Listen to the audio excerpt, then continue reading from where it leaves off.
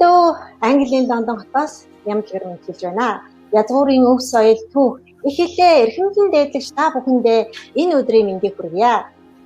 Амар минь дөө та бүхэн сайхан зоншиж байна уу? Америкийн нэгдсэн улсаас Эрдэнэ жаргал мэдчилж байна.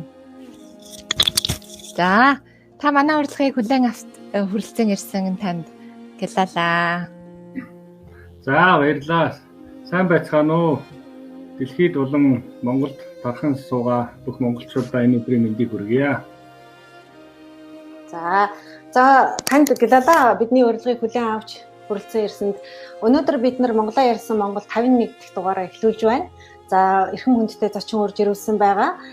Өнөөдөр бидний ярилцах сэдэв болоод сэтгэлээс ундрах хөг нэртэй сэдвэр хөгжмийн зохиолчдын олон улсын уралдааны 5 удаагийн шагналт, бүх урлагийн тэргүүн дээд гоо мар шагналтан, Алтан амар наадмын шилдэг бүтээлүүдийн эзэн, Морин хуур 2017 уралдааны Гран-при шагналт, хөгжмийн зохиолч Шатрын Үлзий баярыг урьж ирүүлсэн байнамаа. За тэгэхээр би зочноо давчхан бас та бүхэндээ танилцуулъя гэж бодож байна.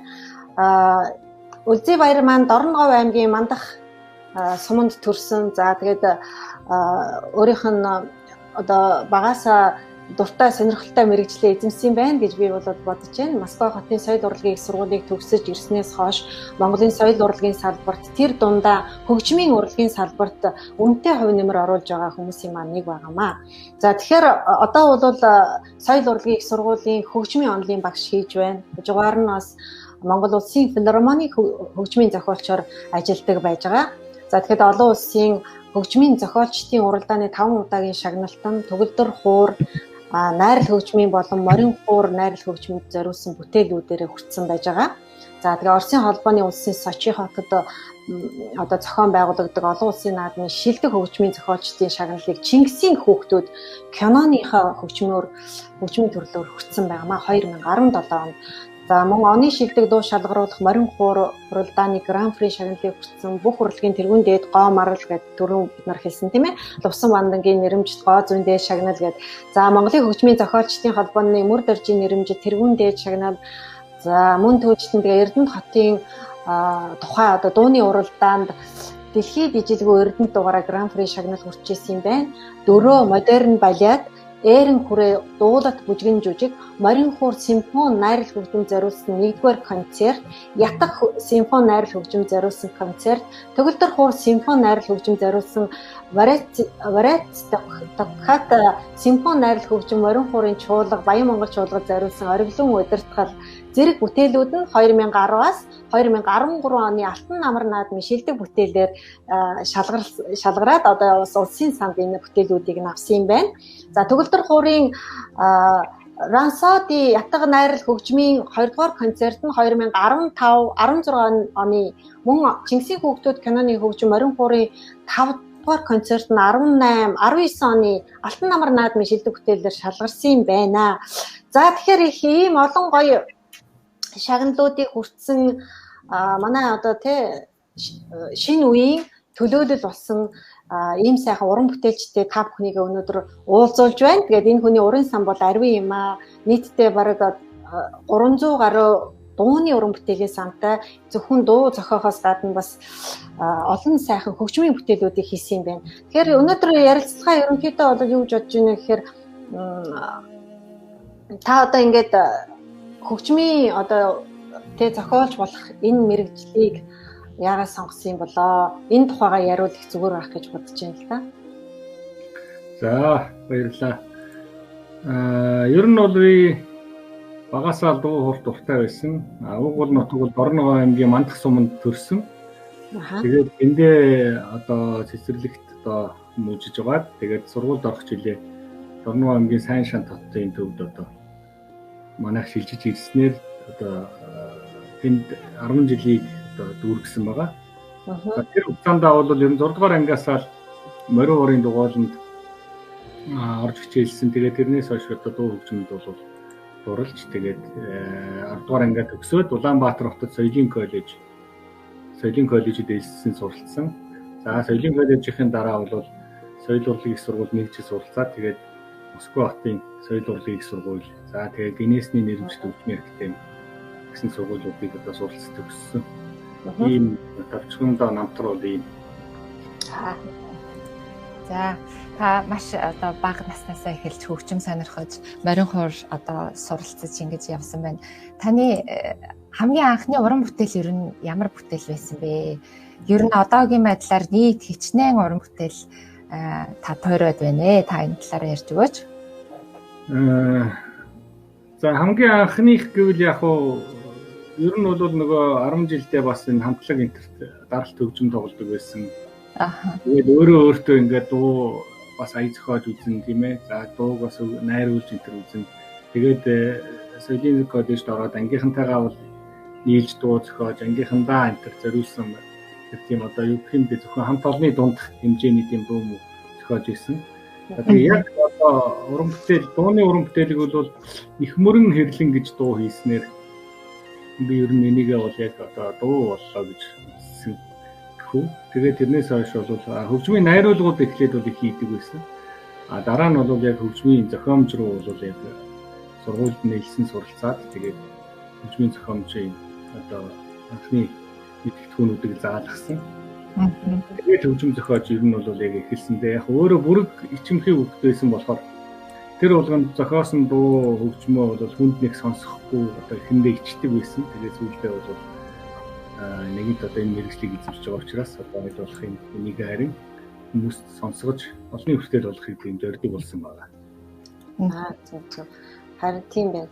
Ерөнхийдөө таны уран бүтээлүүд бол их гоё сонсголонтой тийм гоё айс байдаг юм байна.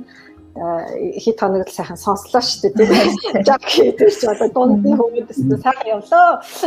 Тэгээд энэ гоё олон уран бүтээлүүд дотроос ч олон үзэгчдийн одоо сонсогчдын юу хайртай бүтээл болсон гэж би хувьдаа миний ч гэсэндээ маш гоё санагддаг тийм хайртай бүтээл ахгүй аавдаа гэдэг дууны аяыг зохиосон юм билээ. Тэгээ энэ дууг бол бид бүхэн мэдж байгаа Монгол улсын гавьяач жүжигчин Чингис хааны одонд Ариун Баатар маань дуусан шүү дээ. Тэгэхээр миний сонирхож байгаа зүйл бол яг энэ аавдаа дуу их түгэнд илэрсэн манай ард түмний дунд. Тэгэхээр энэ дууны түүх яаж одоо энэ аяыг та зохиов энэ тухай их сонирхолтой санагдаад байна л да. Энэ дуу бол ер нь 2007 оны дуу. Одоогоос одоо 13-4 жилийн өмнө. Тэгээд шүлгийг нь Ямбуугийн баян мөнх одоо манай уран бүтээлийн бас хамтрагч анд маань.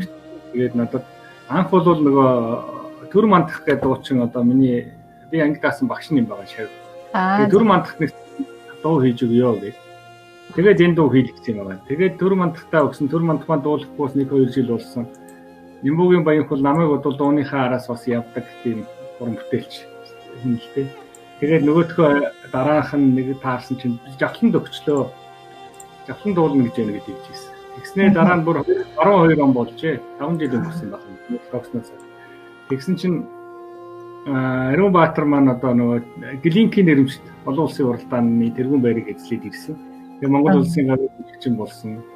Тэгээд Монгол дуугаар одоо бас цомог гаргах гээд цомгон дээр ажиллаж байна гэхээр гээд баян мөнх би нөгөө аавдаа дуугаа Ариун Баатар төгчлөө гэсэн явж ирсэн. Тэгэхээр за тийм л байлгүй. За тэгээд өвчл байдаг тэгээд дуудаг агуу байж идэг гэсэн чинь Ариун Баатар тэнд дээр маш одоо уран бүтээлчээр хандаж хөгжмийн анер студ дээр очиж фонограмын хийлгсэн алт ууг гээд одоо миний одоо ихэнх дууны фонограм хийсэн явьяслаг одоо хөгжмийн найруулагч залуу. Тэгээд Ариун Баатар дуулаа. Тэгээд тэрнээс хойш энэ дуу ерөнхийдөө хүмүүсийн одоо чихэнд их хүрсэн. Энэ дуу нэг онцлог нь клип байхгүй. Зүгээр л одоо нөгөө бүхий өргөнд дуулсан нэг дүрсийг нь хүн бичиж аваад YouTube дээр тавьсан чинь тэр нь хандлтаараа ингээд маш их төгссөн. Тэгээд нийтийн дуу.com өөрчи ямар одоо энэ дуунуудын сайтуудад дандаа тэргүүлээд хамгийн олон хүн үзсэн хандлттай тийм дуу болоо шаардсан байлээ. Ийм түүхтэй. Зөв тийм үү. Тэгэхээр юу яаж дуунаас нь бас бид нэр жоохон аяас юуг нь тавьж үзүүлэе гэж бодож байна тийм ээ. Маш гоё дуу шүү дээ. Маш гоё дуу тийм.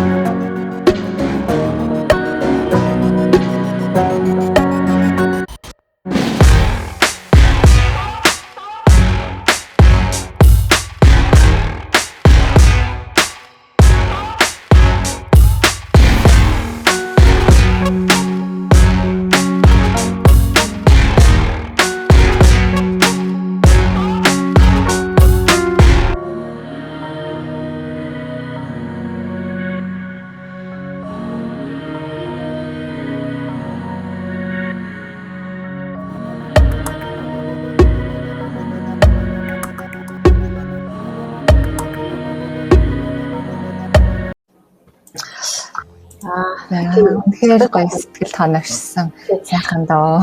Энэ дээр нэг асуулт байна. Юу гэхээр та одоо тэр дууны үгийг аваад ингээд нөгөө ая хийж байгаа шүү дээ, тий? Тэгэхээр зэрэг яг тэр мөчөд одоо яг ямар сэтгэл төрж тэр дуутай энэ их гоё аятай болоод байгаа нь одоо яг ямар учиртай юм.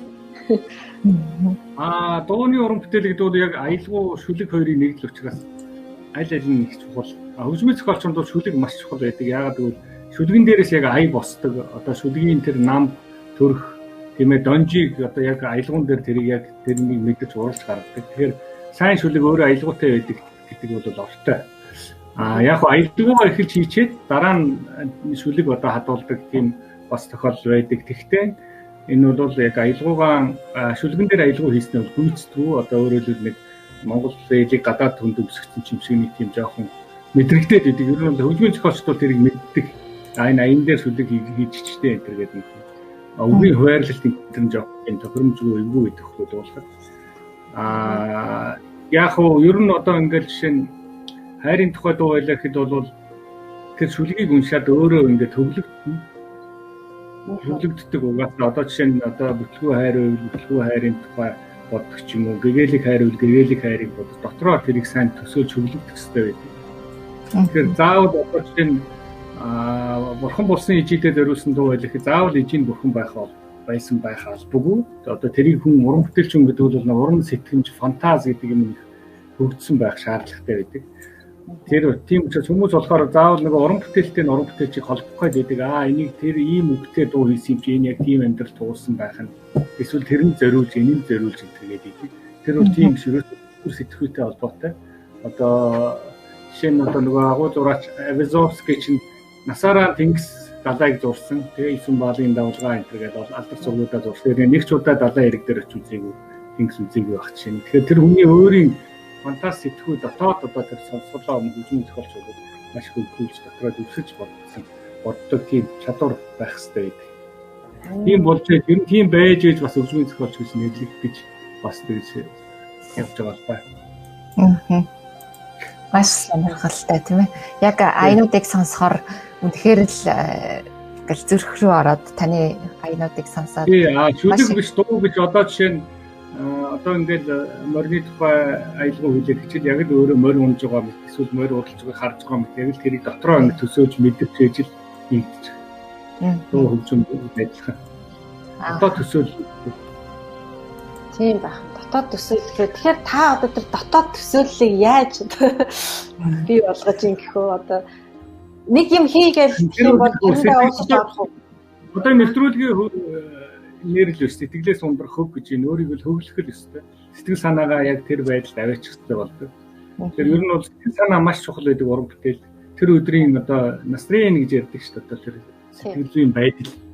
Тэгэхээр өглөөр тусаад ингээ сайхан навтай өглөө үйлшин сэтгэл санаа хүн дагаад одоо бороотой бүрхэг өдөр бол бас жоохон тийм байдаг шүү дээ. Яг тэрнтэй бүтээл бол яг тэрийг дагж байдаг учраас өөрийгөө хөглөж явах хэрэгтэй. Тэгээ сэтгэлийн жишээ нь одоо арай хөггүй байх гэж үзвэл заавал хүчээр сууж бас өөрийгөө нэг заавах хэрэггүй юм шиг байна. Тэр бол цаг их алдах одоо тийм бас талтай. Түүнээс яг тэр юм хий гэж одоо нэг ингээд сайхан бүр эртээ одоо бүр шатаж авах үедээ бол харин сайн суугаад авах хэрэгтэй. Зөв. Тэгэхээр энэ нөгөө нэг уран бүтээлч хүмүүсийг нэг онгодтой гэж яриад байдаг. Тэр одоо бас тийм холбоотой байх нь тий. Онгодтой үедээ сайхан хийж ин гэсэн үг. Эсвэл тэр онгодыг чинь байн оруулаад байдаг юм уу? Сэтгэлийн хөгийг л хэлдэг. Сэтгэлийн хөгийг хэлээд байна. Тэгэхээр яг нүдэн харагдахгүйгээр одоо онгод гэхээр өвөгдөл гэж орчуулж ойлгогдоод байгаа шүү дээ. Одоо дээрээс ямар нэгэн тийм ээ санаа өвөгдөл өвөгдөхийг одоо үгүйсэхгүй. Тэгэхдээ тэрийг бол одоо би бол сэтгэл зүйн хамгийн сайхан урам зориг орсон үеийг хэлж гэнэ гэж ойлгож байна. За. Гоё. Таны энэ намтраас ингээ харж байхад маш олон төрлийн хөгжмийн маш олон төрлөөр ингээд бүтээл төрөлөө хийжээ. Ер нь та одоо үзэгч сонсогчд маань хөгжмийн хичнээн төрөл байдсан болоо. Энэ талаар та ярьж өгнө үү? Ерөнхийдөө хөгжмийн урлагийг бол дуулаачийн болон дан хөгжмийн гэж ерөнхий хоёр айд хувааж байна. Айс хав. За тэгээд дотроо киноны тайз дэлгэцийн хөгжим гэдэг явчихна одоо тийм ээ. Одоо киноны хөгжим, жүжигийн хөгжим, дуул жүжигийн хөгжим гэдэг. За тэгээд дан хөгжмийн бүтээлгээ явчихна. Дан хөгжим гэхээр ч одоо аязнаас ахгуулаад тэгээд цаашгаа одоо сонат, концерт, симфони гэдэг ингээд хамгийн том төрлийн симфони байх жишээ нь. Дан хөгжмийн одоо гоцол хөгжмөөр тоглох хамгийн том төрлийг концерт гэж нэрлэдэг байх жишээ нь. Тэгэхээр концерт гэдэг юм нь хоёр талтай байх нь ш. Нэг нь болохоор үзүүр тийм ээ та бидний одоо театрт очиж. Нэг нь болохоор яг энэ хөгжмийн жанр байх нь ш. Төрөл зүйл. Дуулаачийн төрлийн бүтээл бол дуунаас дуур хүртэл тийм ээ. Тэгэл дуу арман сайри тэгэл найрал дуу тэгэл дуур гэдэг хамгийн том төрөл дуур байх жишээ. Ерөнхийдөө маш олон төрөл болоод энэ хөгжлийнхөө явцад ингээд яцсан англигдсан. Тэгэхээр манайд одоо яг ямар төрөл нь илүү хөгжиж гин гэж та үзэж байна? Аль нь одоо жоохон дутуу дуу ч юм уу тий олон улстай харьцуулахад байна гэж та юу? Яг дуу бол угаасаа өөрөө хөгжлийнхөө явцад ингээд хөгжиж явцдаг юм. Яг бол нийтийн дуу гэж одоо хүн болгон одоо зохиогч болдог. За тэрийг зохиож чадахгүй эсвэл зохиох ёстой гэх одоо шаардлага байхгүй. Мэргэжлийн хөгжмийг бол заавал мэргэжлийн хүн бичих ёстой байдаг. Тэр ном энэ үтсэн хүн байж ич. Тэгээ дээрэс нь одоо бүр том хэлбэрийн одоо жишээ нь дуур тийм ээ балет зэрэг том төрлүүдийг бол бүр одоо тухайн одоо дуур үжигийн академик театр тэгээ улсаас дэмжлэгтэйгээр том төсөл одоо санхүү босгож одоо энэ бүтээх ёстой болдог. Маш олон хүний хүч хөдөлмөр байдаг. Одоо тийм нийлмэл синтез урлаг учраас. Даан хөгжмийн бүтээл одоо жишээ нь концерт тийм ээ санаат энтриг үзүүр хөгжмийн зохиолч бол өөрөө ганцаараа бичээд байх боломжтой. Тэг сэтгэлгээний хөгж гэсэн өөрийнхөө бичиж болдог тийм онцлогтой л доо. Дөөр одоо хөгжмийн одоо киноны хөгжим гэдэг чинь яг нэг үйл явдлаа дагаж явах хэрэгтэй байдаг учраас тэр нөгөө цаад текст одоо агуулга сюжет маш чухал байдаг. Тийм байна. Тэгэхээр юу яасан л да одоо ингээд таны бүтээлүүдийг чи ингээд сонсоод явах гоё байсан. Дээрээс нь юу гэхээр сүүлд одоо шинэ уран бүтээл төржээ тийм ээ. Тэр юу тусгаар тогтнол амнаас үнэтэйгээ тэр их гоё шин дуу байлээ. Би таны нөгөө шатрын хөгжмийн зохиол шатрын Үлзий баяр гэдэг нөгөө пэйж нээсэн юм байл шүү дээ тий. Тэгэхээр тэр дээр харсан та тэр дуу бүтсэн түүхээсээ олон бас манай үзэгч сонсогчдод хуваалцах уу? Тэр дуу бол бас их түүхтэй дуу. Яг гэвэл Шарвын сүрэн жавга амьд ах үедээ шүлгийг нь бичээд тэгээд зохиолч одоо найруулагч олд одоо ахад ингээд үлдээсэн байсан. Болдох болохоор энийг өөрөө киноны дуу болгоно гэдэг ингээд шүлгийг нь авчаад байж байгаа 10 жил болсон байсан. Тэгээ энэ шүлгийг тусгаар тоглоос амнаас үнэтэй гэж энэ сайхан шүлэг байгаамаа. Энэ жил хоёлаа энийг дуу болгоё гэж надад өгсөн. Өмнө нь шүлгээ хэд хэдэн хүнд ер нь бас өгсөн байх юм байлээ. Хараахан дуу болж амжаагүй байсан. Тэгээ энэ жил нөгөө тусгаар тогтнолын маань 100 жилийн ой маш том түүхээ болж байгаа. Тэгээ шүлгийг над руу явуулсан. Би аваад тэгэл тэр дорн харин өстэй аялгаа урссан да. Тэр том хүний шүлэг болооч тэр.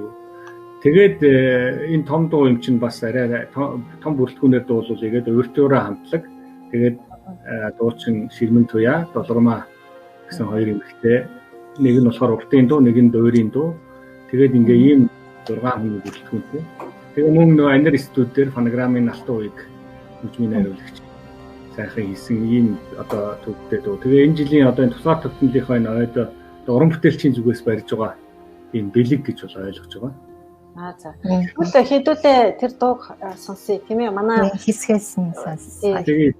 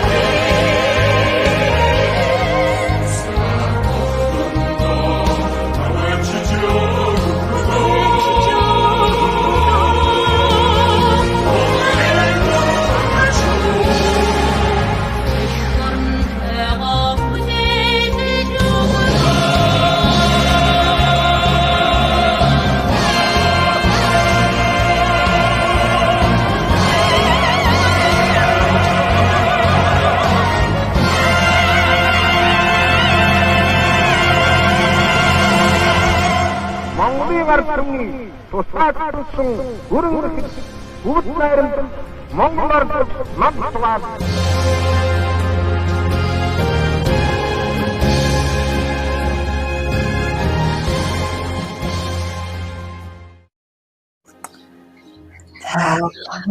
гайхалтай.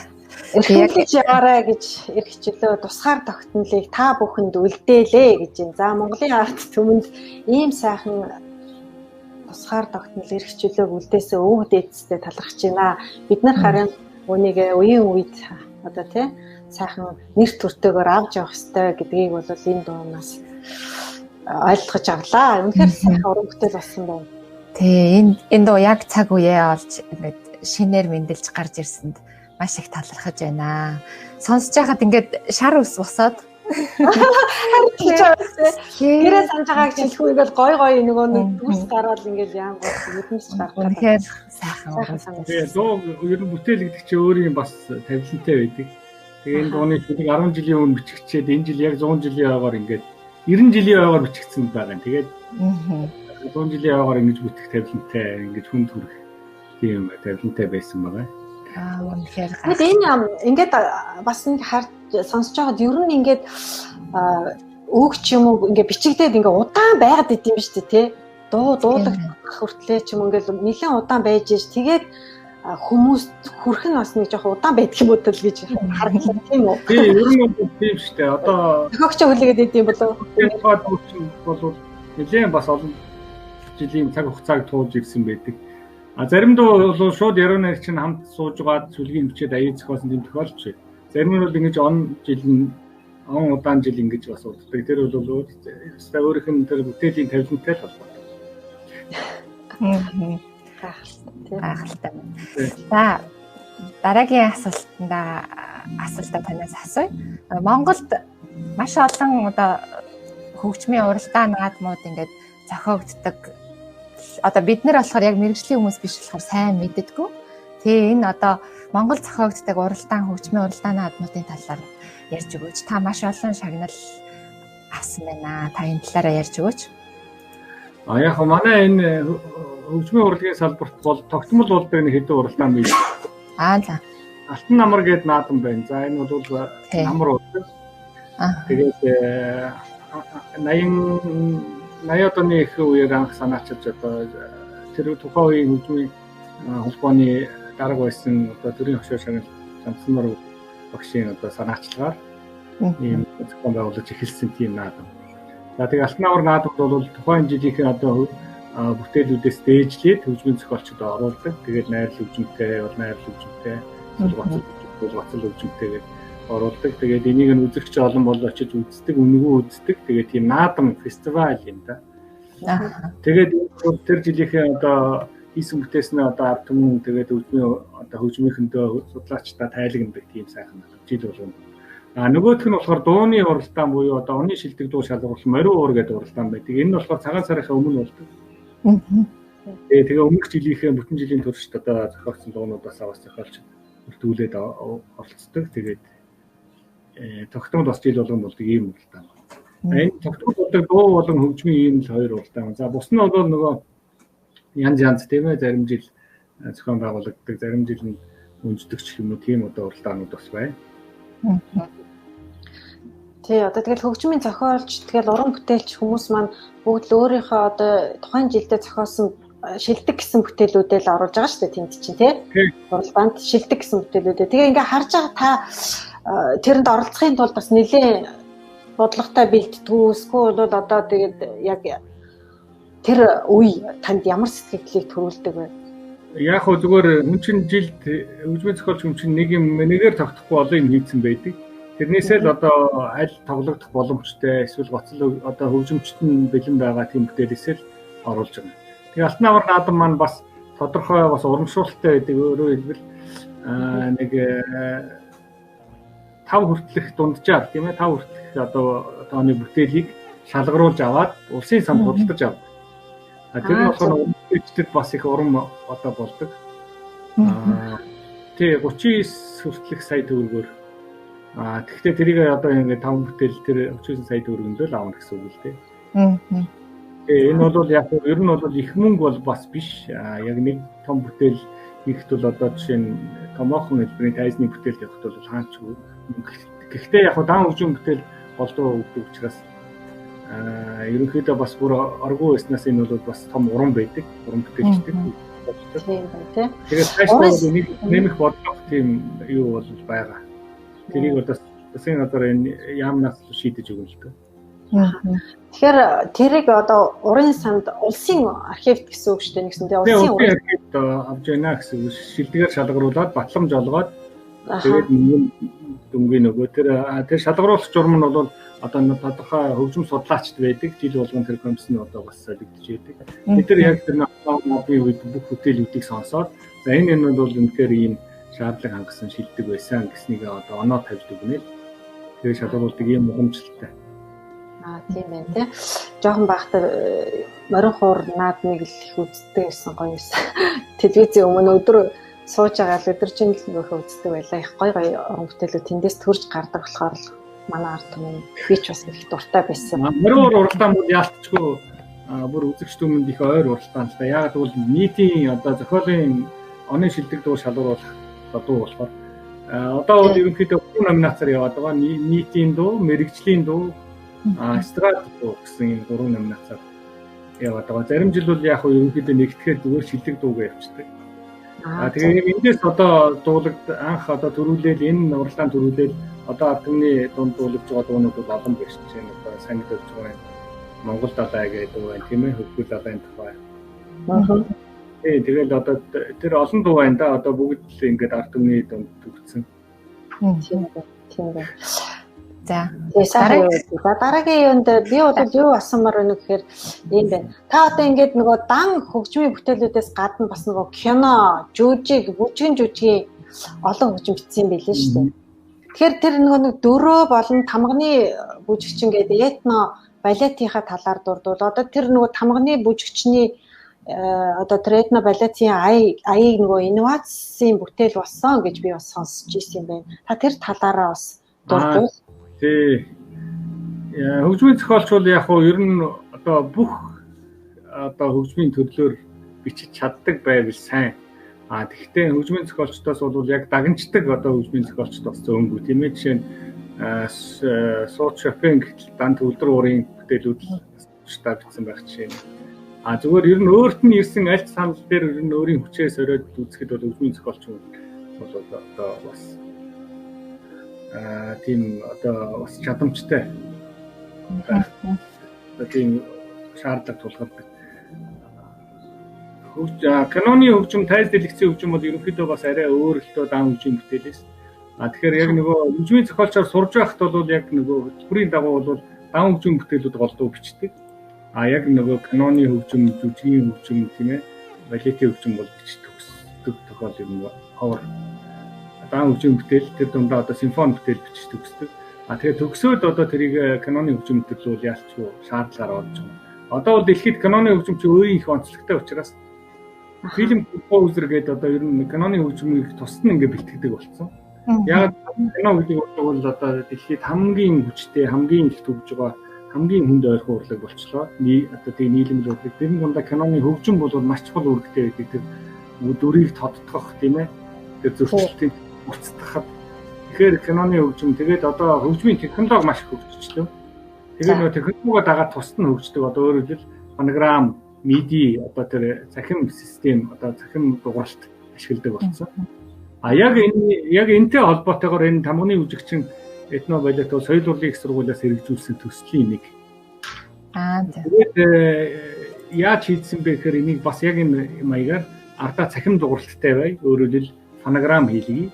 Тэгээ наанаа тэр зохиох бүх үндэсний одоо тэр этник гэж нэрлэгдэх одоо тэр хөгжмүүд тийм ээ одоо ширэн цавтай буур за тэгээд одоо хөөми хархираа цуур за тэгээд төмөр хуур улсын хуур гэдэг энэ бүх дугуйлтуудыг оруулж өгсөн. Тэгээ энүүгээрээ бол яг энэ өөрөө сонсохдоо энэ жилийн тэр нөгөө 5 сард болсон сая инновацийн 7 хоног гэж болсон. Тэн дээр яг энэ тамганы бүжигчин бусад одоо нөгөө дагалдах одоо мөргөн гурвалжин одоо энэ цуврал бүтээл өгөхгүй хөмрөн гурвалжин ариун болдын бүтээл. Тавны чинь миний бүтээл. Босоо цагаан гурвалжин гэдэг нь соронзон бол төрийн шиг хөшийн бүтээл. Тэгэхээр энэ цувралаараа ингээ инновац болох нь гэдэг ингээд юу тавигдсан. Сэтгэл тавигдаж бас нэлийн олон анхаарлыг татсан. Тийм учраас тэгээд энэ тамны үжигчин бол яг энэ нөгөө хоёр саяын дурдсан хоёр балетаасаа бол цахим дугуйлттай хослуулснараа бол онцлог. Тэгээд энэ хөгжмийн найруулгын манай соёл урлагийн сургуулийн хөгжмийн найруулгын багш хөгжмийн зохиолч төвшин төр хийсэн. За. Тэгээд одоо хөгжимчд нь одоо олон сайхан эзний хөгжимчд тоглосон. Тэгээд одоо энэ одоо энэ юунууд нь хөгжмийн одоо бүжгийн одоо энэ соёл урлагийн сургуулийн сургалтанд хэрэглэгддэг.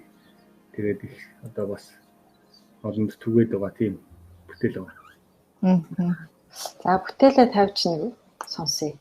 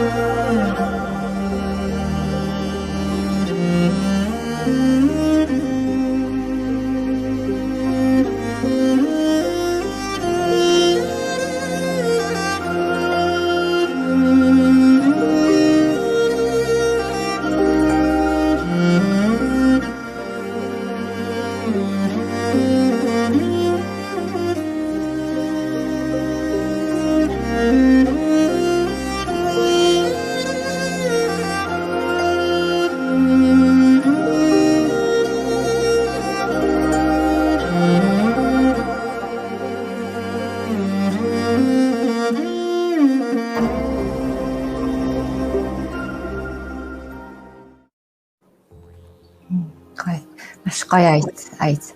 Одоо морин хор хөгжим их гоё тод ингэж яасан биз дээ. Тэгэхээр артлын тэр фонограм тэр гоё юм тий. Дуугарлалт, медиа дуугарлалт нь. Наана нь бол морин хор гоцолж जैन. Сая бол нөгөө яг тал явсан учраас энэний дараа лив явна. Тэгээд нийцдэг морин хорын хоршил. Одоо бүжгийн жүжигчгийн адаашоо гэж хэсэг байдаг. Энэ яг тэр нөгөө хосын хайрын хэсэг дээр одоо ихшгэлдэг. Энэ бол бас яг тэр хоёр хосын хайрын хэсэг юм байна. Тэгээ хайрын бүжиг нэртэй. Тэгээ морин болохоор эрэгтэй дүрийн лимб болохоор эмэгтэй дүрийг илэрхийлж байгаа. Тэгээд цаанаа захим дууралтай, цаанаас ятга бичигдсэн сонсогдож байна. Дүмэр уур сонсогдож байна. Одоо нөгөө үндэсний хөгжмийн зөв сүлээстэй. Тэгэхээр энэ дээр би нэг бас асуулт байна.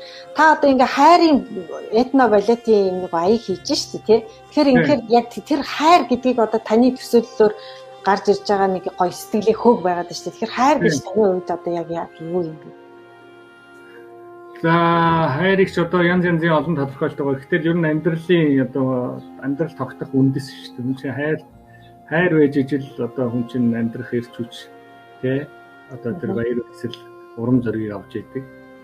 Амьдрал бол ер нь одоо зөвхөн хосын биш одоо бүхэл ертөнцийг хайрлах хайр энэ бүхэл чинь хайр гэдэг бол би бол зүрхэнд оршдог, зүрхнээс ундардаг. За зүрхэнд бол юу оршдог гэхээр сүнс оршин. Тэгэхээр сүнс бол хүний амьдралыг авч явдаг. Одоо сүнс тэгээ бие хоёроос л ер нь хүн бүтэж байгаа шүү дээ. Тэгэхээр одоо сүнснээс л тэр хайр нь ундарч байна. Тэр нь бол бие одоо залж чиглүүлж явдаг гэж ингэж ойлгодог шүү дээ. Тэгэхээр одоо бид нар хайраар их ундрах хэрэгтэй юм байна тий.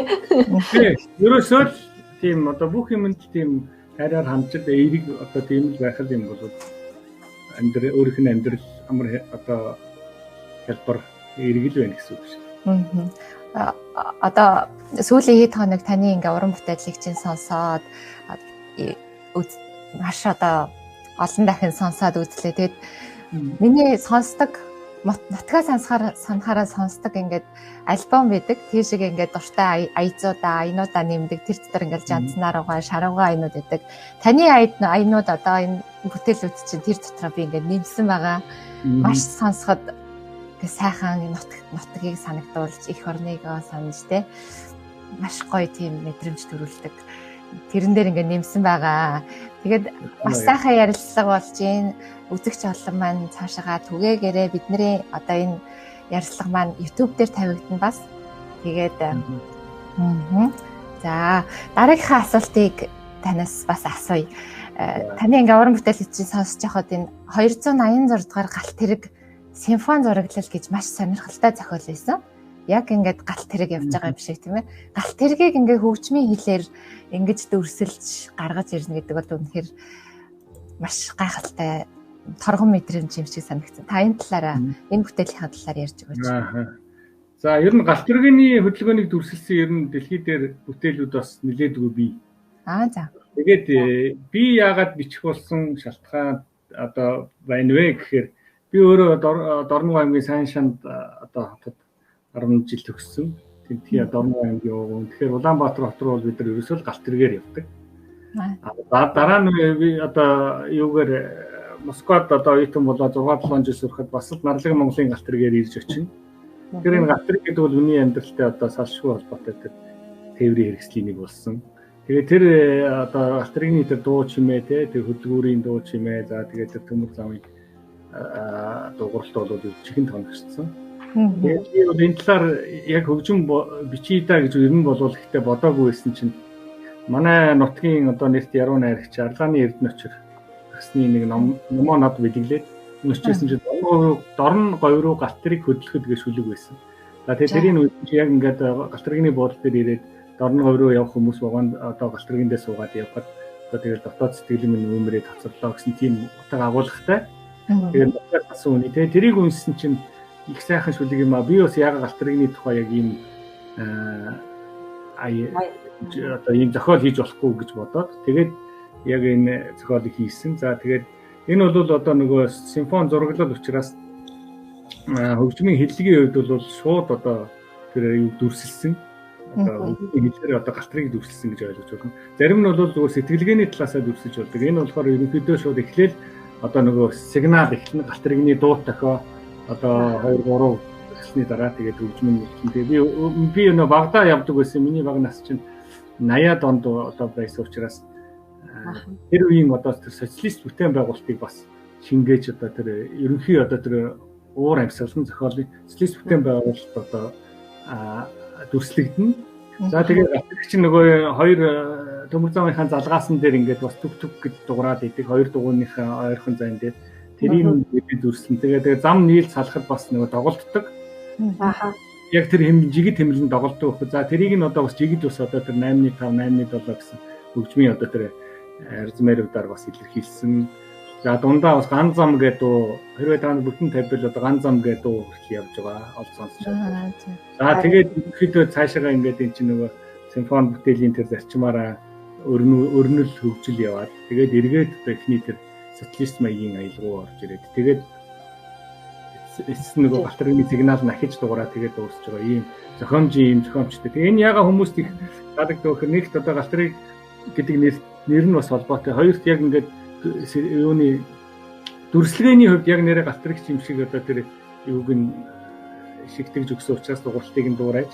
Тэрүүгээрээ бас юу яаж байгаа. Тэгэхээр энэ бол хөгжмийн одоо нөгөө боловсрол болгох ялангуяа хүүхдийн хөгжмийн боловсролд чухал нөлөөтэй зохиол гэж боддог. Одоо таниулахад тийм ээ хөгжмийн тийм ээ сэтгэлгээний болон ингээ шууд дүрслэх гэсэн юм арга барилуд байд юм байна гэдэг талаас нь танилцуулахад. Тэгээ зураглал дүрслэлийн хөгжмөлтэй энэ бол симфони зураглал. Харин тийм ээ. 286 гэж нэр нь болохоор ерөөсөө сайн шандаас Дорногов орохыг 286 галт тэрэг гэдэг. За тэгээд сайн шанд орох нь 286, сайн шандаас Улаанбаатар орох нь 276 гэж явцдаг байхгүй. Тэгээд ер нь тийм үчтэй шүү. Яг л манай нутгийн галт тэрэгний дугаар юм. Зөв би бас гайхчихсан 286 дугаар галт тэрэг гэхээр бас яг хаашаа ямар тэгээ манай энэ юу чинь Улаанбаатар сайн шанд ороход бол ерөнхийдөө тал дундуур давхсаар бод ордог.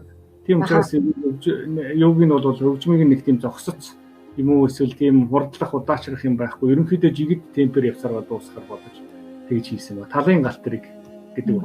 За бас тэр чинь тэгвэл сони юм байна. Бүтнээр нь бол линкийн нөгөө ярилцлагынхаа дараа доор нь ингээд тавьчихна. Одоо бид нар нөгөө цагаа юу яах үднээс ямар ч байсан энэ нөгөө галт тэргийг яаж дүрсэлж юу гэдгийг нэг богинохон үзүүлээ тийм ээ. Аян. Тэгээ.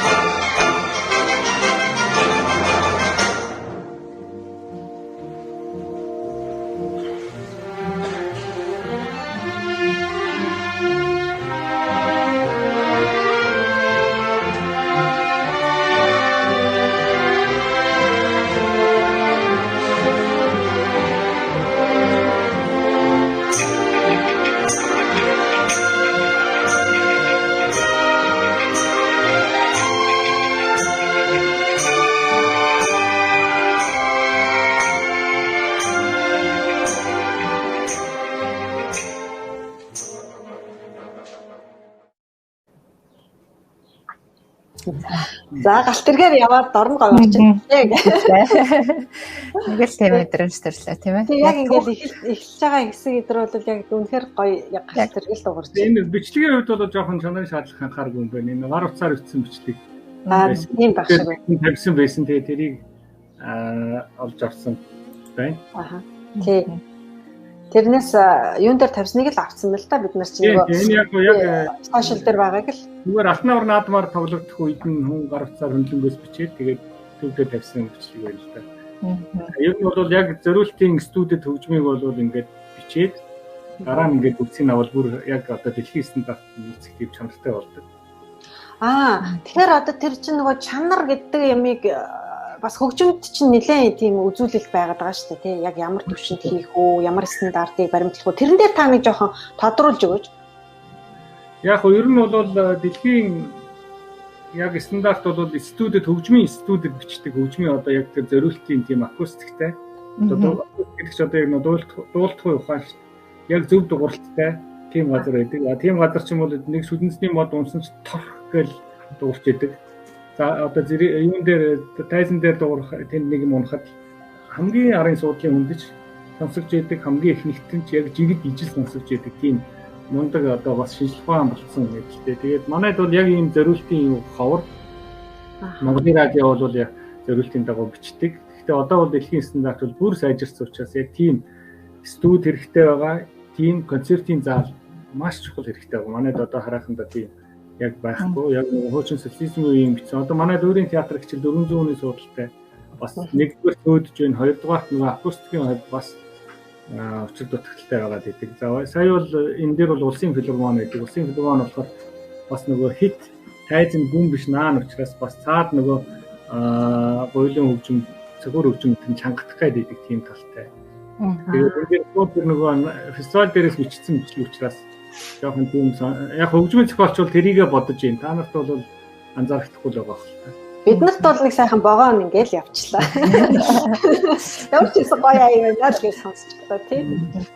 Тэгэхээр нарийн мэрэгжилэлтэй энэ яа харахгүй. Тэгээ би бас танаас нэг асуух зүйл байна л да. Та одоо ингээд дотоодын урлагийн наадмуудад нэлээд оролцсноос гадна бас гадны одоо хөгжмийн зохиолчдын олон улсын уралдаануудад бас оролцсон байна. Тэгээ оролцохдоо ганцхан хоосон байгаагүй 5 удаагийн шагналыг ингээд хүртсэн байгаа байхгүй юу. Тэгэхээр яг Монголын яг би таныг нөгөө ярьцлагад оруулахаас өмнө харж байгаад Монголоос яг ийм их шагнал авсан ч юм уу тийм уран бүтээлч байна уу гэж бас жоохон хайсан нэг байхгүй юм байл л дээ. Тэгэхээр яг энэ тухайга та бас жоохон тодруулж ярьж өгнө. Ямар одоо тий наадмуудад оролцоод ямар шагнал авчих вэ? Тэгээд одоо таны яг энэ уран бүтээлийн онцлог юм даа гэдэг юм. Яагаад шагнал авчих уу гэдэг шиг.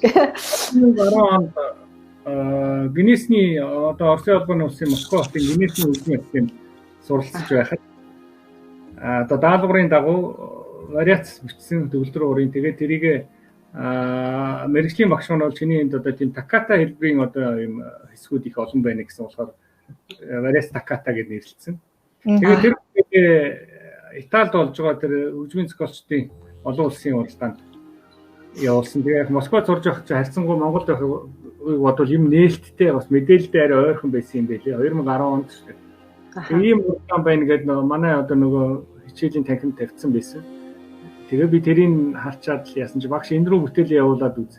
Энэ жил төгөлдрөөр яг найрал хөгжмийн бүтээлээр одоо энэ уралдаан бол зохион байгуулагдж байгаа юм байна. Хөгжмийн зохиолчдын уралдаан бас онцлог л доо. Яг биш одоо нэг жил төгөлдрөөр найрал хөгжмийг дараа жил одоо хийл найрал хөгжмийг эсвэл тэрний дараа жил цөөхүүл хөгжим зориулсан уралдаан энэ гэдэг ингээд зарлцдаг. Тэрүүгээр онцлог байдаг. Бусад одоо тогтмол болдог нөгөө уралдаануудыг бодвол хөгжмийн зохиолчдын бол хөгжимчдийн арай өөр үүдэг. Тэгээд явуулсан чинь харин тэр уралдааныхаа 3 дугаар байрыг эзлээ. Тэгээд тэр чинь ерөнхий шүүгч нь Энни Морриконе гэдэг нөгөө киноны хөгжмийн хаан гэж нэрлэгддэг алдар. За 2 жилийн өмнө охин болсон. Тэр хүн маань байж байгаа. Тэгээ миний зохиол хачин одоо таалагдж гинэ. Тэр таалагдсан шалтгаан бол би бол өөрийнхөө сайн жүжигчдэр чинь Монгол ардын дууны вариац ахгүй. Хөлбөр айц гэж бодвол монголоор бол. Тэгэхээр хүний заяа гэх тэр дууг би сонгосон байдгийг. Би нэг ардын дуу вариац бичих даалгавар аваад тэгээд бодож байгаа л Москвад авах чи ямар Монгол ардын одоо нөгөө дууны нот модч байсангүй тэгээд өөрөө бодож байгаа л мэддгээсээ за энэ л тохирох юм болов уу гэдээ бас сонгож аваад. Тэгээд тэр бүтээл маань бол их амжилтанд хүрээд тэгээд би бол Италид очиж амжаагүй зуны амралт таарсан байсан. Тэгснээр чинь нөгөө хөдөө гадаа яваад сүлжээгүй газар ч байсан чинь өчнөө мэйл ирсэн та энэ уралдаанд одоо ингээд шалгарчлаа. Таны хүрэлцэн эрхийг өрж байна гэн. Одоо ингээд өөрөө хүрээд ирэх юм бол энд байх хугацааны бүх зардал одоо манай фестивалийн зүгээс одоо яадаг тийм журамтай энэ гэж баах юмэрчээ. За ирсэн чи за би одоо нэг тоцорсон юм чигээд байжсэн. Тэгсэн чинь за та ирсэнгүй юу л гээд мэйл ирлээ. За таны бүтээл одоо энд тоглогдох гэж байна гэж. Одоо манай гадныхан чинь нэг авах юм маш их тийм нээлттэй харилцаатай. Дотроо миний зохиолч бүр ухчихсан. За энд одоо доо байтал энд чинь C байна. Таны энэ зохиол зөв та энд ихтэй байна гэх. Төгөлдөр уурчилж надтай холбогдоод би одоо таны зохиолыг тоглох гэж байна. Энэ нотон дээр ийм эргэлзээтэй зүйл та энийг зориуд бичсэн үү эсвэл ингэхээр ингэж авсан уу? За би тэрийг арай нэг өөрийнхөө одоо төвшөнд жоохон арай шинжлэх байдлаар хийгээд жоохон тийм диссонанс харшлаа аккордууд нэлээд хийсэн байсан. Тэр дундаа эргэлзээ төрсэн юм шүү. За дараа нь өдөрдөөч одоо бид нар найрал хөгжмийн сургуульд эхэлчлээ гэж ингээд бичээд идэв. Нөгөөх нь чинь миний англи хэл тэдний асуулт хоёр чинь яг л таарч байгаа юм да. Транслейт гараагүй эсвэл үчи өстэй тэр үчин тэгээд англи хэлтэй үнтэй нийлж байгаа л яг нэг орос хэлтэй буюу их гарсан да. Тэгээд харилцаж байсан тэд үнэхээр хариуцлагатай тэгээд тоглосон бичлэгээ надад явуулсан. Гадаа ингээд тоглосон тэгээд хэдэн мянган хүн үздэг юм байна. Италийн баллоны хотод жил болгон болдог. Тэр их нь түүх нь болохоор тэр 82 он террорист тадлаг болсон юм байна. Тэгээд тэр террорист тадлаг болсноос үүдэж одоо энэ терроризмын эсрэг уриатай бүх дэлхийн хөгжмийн зохиолчдын нэв найрамдлын төлөө одоо энэ хүн одоо төрөлхтний тийм ээ их таймны төлөө тийм уриатай тэгээд ерөнхийлөгчийн ивэлд жил болгон болдог маш том уралдаан байж таараад би тийм за тэгээ ирлээ тэгсэн чинь маш сонирхолтой юмны давхцал гэдэг яг алтан намар наадамд би энэ бүтээлд тоглуулна гэдэг нэг 10 сарын 15 байна уу тэр хавцаа. Тэгэх маань 8 сарын 2-нд болоод өнгөрсөн нөгөө уралдаан маань тэр Итали За. Чи одоо шагналаа яаж авах уу гэж бодоод за тэгж байгаа нэг элчин сайдын яам руу өгчөөрэй гэсэн бичсэн бас. Тэгэхээр тэгвэл бодож ирч яг нөгөө бүтээл тоглогдох алтан авар наадмаар бүтээл тоглохын өглөө утас тоглолцсон гэсэн чинь Итали элчин сайдын яамнаас ирж байна. За тэгсэн чинь Итали элчин сайд өөрөө хүрэлцэн ирсэн байна. Өргөмжт консул гэсэн уучлаа. Өргөмжт консул өөрөө хүрэлцэн ирсэн. Таны шагналыг ардуулах юм даалгавартай ирсэн байна. Хэлмэг арчуулагч нь Монгол хөвхөн ярьлаа надад. Тийм өнөө өрөө тоглогдох гэж байгаа ч гэсэн. Тэгвэл ерөөсөө орой тайзан дээр танд гартуулчих. Би яасан сайн ингэж. Тэгээд нөгөө тоглох юм гарч ирэл нөгөө консул ярьлаа. За манай одоо энэ Марокконо та мэдхүү та тэнд одоо таны бүтээл тэр хүнд маш их таалагдсан байна. Тэгээд энийг өөрийн биеэр таныг өөрөө хөргөж өгөөрэй гэж надад гардууллаа. За нөгөө тайзан дээр гардуулаад тэгээ мөнгөний шаналтай кармалчлаа. Тэгээ араас нөгөө бүтээл болгож. Тэгээд тэр жилийн алтан аврын бас шилдэг бүтээл болж шалгараад. Гайхалтай. Тэгээд их сайхан тийм түүхтэй бүтээл. За тэгээд тэрнээс хойш бол нөгөө олон улсын уралдаан өмнө манай хөгжмийн зохиолчд оролцдоггүй байсан. Тийм байсан ч одоо ингээд нийгэм өөр болж шүү дээ. Нээлттэй сошиал хөгжөөд тийм ээ. Тийм. Болцлогдоо. За тэгээд би чинь тэрний араас Мориорын 1-р концертоор Оросын холбооноос Калуга гэдэг хотод бас байрлуулчихлээ. За тэгсэн чинь тэр Мориорын 1-р концертыг маань шинэ цаг тоглоод Австри Вена хотод очиж Гран При шагнал хүртчихлээ. Тэгээд тэрний сенсац яагаагүй житэл араас нь Морис Равелийн уралдаан бас болоод бас тэр бүтээлээр ягаад нэг номинацийн тэргүүн байрыг хүртчихлээ. За тэгээ 2017 он болсон нөө Чингисийн хүүхдүүд киноны хөгжим биччихэд байж ирсэн. Тэгээд манай киноныхан маань нөгөө юунд олон фестивалуудад киногоор оролцоод яваад байгаа сурагтай байсан. Би ч анзаарсан. Тэгсэн чинь харин Сочигийн фестивальд очисон чинь харин яг хөгжмийн төрлөөр бид нар төрүүлчихлээ шүү дээ. Байр эзэлчихлээ. Чамд ингээ шагналын нэм юм гэдэг тийм. Тэгээд Чингисийн хүүхдүүд киноны маань хөгжим юунд олон улсад тэгээд байр эзлээ шилдэг хөгжмийн зохиолч киноны шилдэг хөгжим гэсэн юм хоёр шагнал надад авчираад одоо энэ харж байвал ард нэг өргөмжлөн байна да. За тэг. Тэгээ одоо энэ ингээд өргөмжлөн. За. Вау, ямар гоё дээ.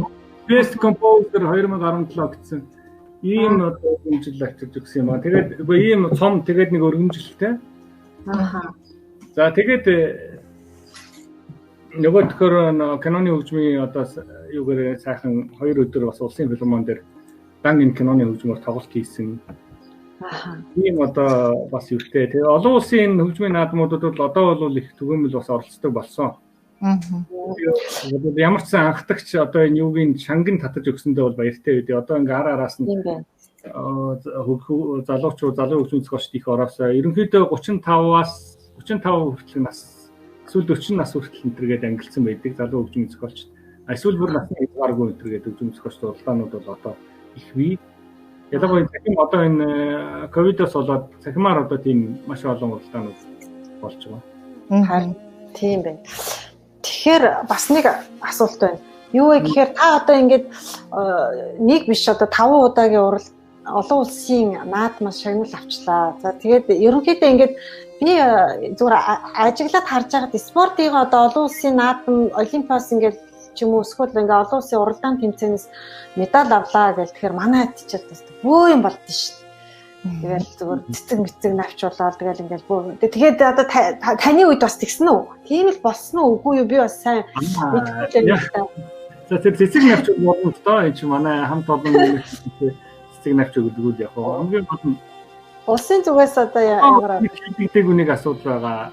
Тэрийг одоо би ярихгүй бол одоо нэг туулж байгаа үнийг одоо тэр спортын бүх арга хэмжээний засгийн газрын тогтоолд орсон байдаг. Жодоо гэхэд бол маш сайн ажиллагаатай. Жодоог бол одоо дэлхийн аварга олимпийн наадмаа битээлийн бүсийн уралдаан тийм ээ одоо цомын уралдаан гэсэн бүх уралдаануудаа тэр засгийн газрын тогтоолд хамруулж чадсан. Тэгээ тэндээ явж ирээд засгийн газраас тодорхой мөнгөн одоо урамшуул байдаг. Тэрийг авдаг. Одоо чинь олимпийн тамирчин бол ирээд алтан медаль авал 80 сая байдаг байсан. Энд чи бараг 15-6 жилийн өмнө шүү. Одоо тэгэхээр тэр нэмэгдсэн байх ба бараг. Тийм байх юм үзэмжтэй. Тэгтэл манай хөгжмийн зохиолчдын нэг ч уралдаан тэр нөгөө засгийн газрын тогтоолтод багтаагүй байсан. Тэгээд миний нөгөө 2010 он тэр Италийн өргөмжлөх консул ирээд тэр чинь бас өөрхөн сенсац болоод одоо яах вэ ийх үдэрээ тулсан чинь нөгөө засгийн газрын хэмжээнд очиод яригдсан яамаараа дамжаад тэгсэн чинь одоо энэ засгийн газрын тогтоол байхгүй чинь бид нар яаж чадахгүй гэсэн.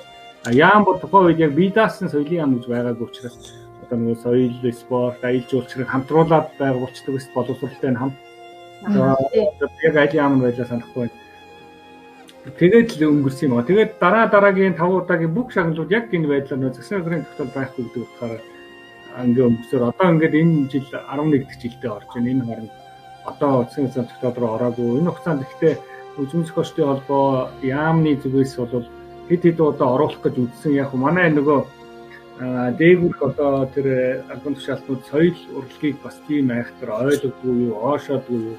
За энэ тийм уралдааныг оруулах шаардлага байдаг юм уу гэсэн бас тийм яриа гарсан зураг сонсогдсон.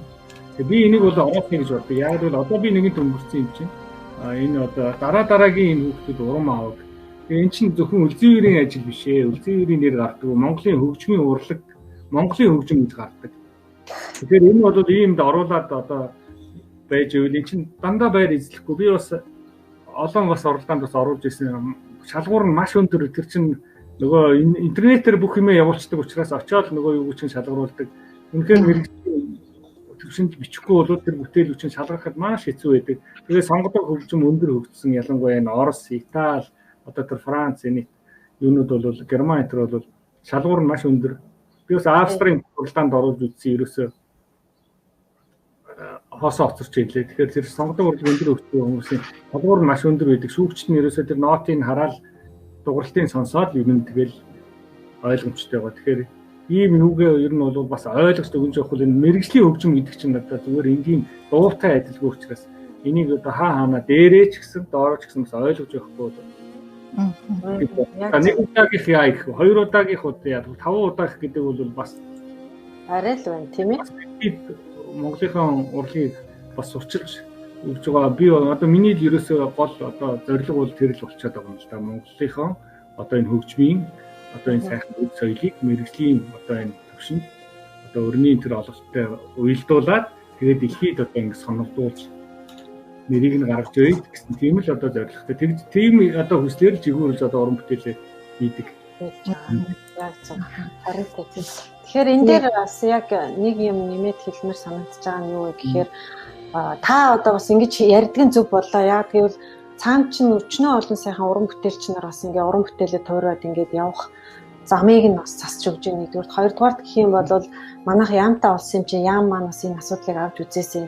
Дээрээс нь юу вэ гэхээр соёл урлаг одоо нөгөө ялангуяа хөгжмийн урлаг чи их олон одоо хөгжмийн биччихэж л энэ хүмүүс чинь нөгөө ур чадвартай сайхан хөгжмөө тоглож тэгээд тэр хүмүүс чинь сайхан дуулж явдаг нөгөө суурь нь болчиход байгаа шүү дээ тий. Их сайхан одоо нөгөө ямар ч хэлийг ойлгохгүй хүн тэр аяыг сонсоод шууд сайхан муухайг нь мэдчихэж байгаа байхгүй. Тэгэхээр зэрэг энэ нэг тийм агуу зүйл байгаад байгаа юм л та. Тэгэхээр бид нар энийг дэмжих ёстой гэж би хувь хүнийхээ хувьд бол маш бодож явдаг юм аа. Тэгээд нэрийн энэ дуу хоолой бас хүмүүст хүрээсэй гэж чин сэтгэлээсээ хүсэж байна. За манай үзэгчид сонсогчид одоо энэ ярилцлагыг шеэр хийгээд өгөөрэй. Цааш нь түгээгээрэй гэж та бүхнээсээ чин сэтгэлээсээ хүсэж байна.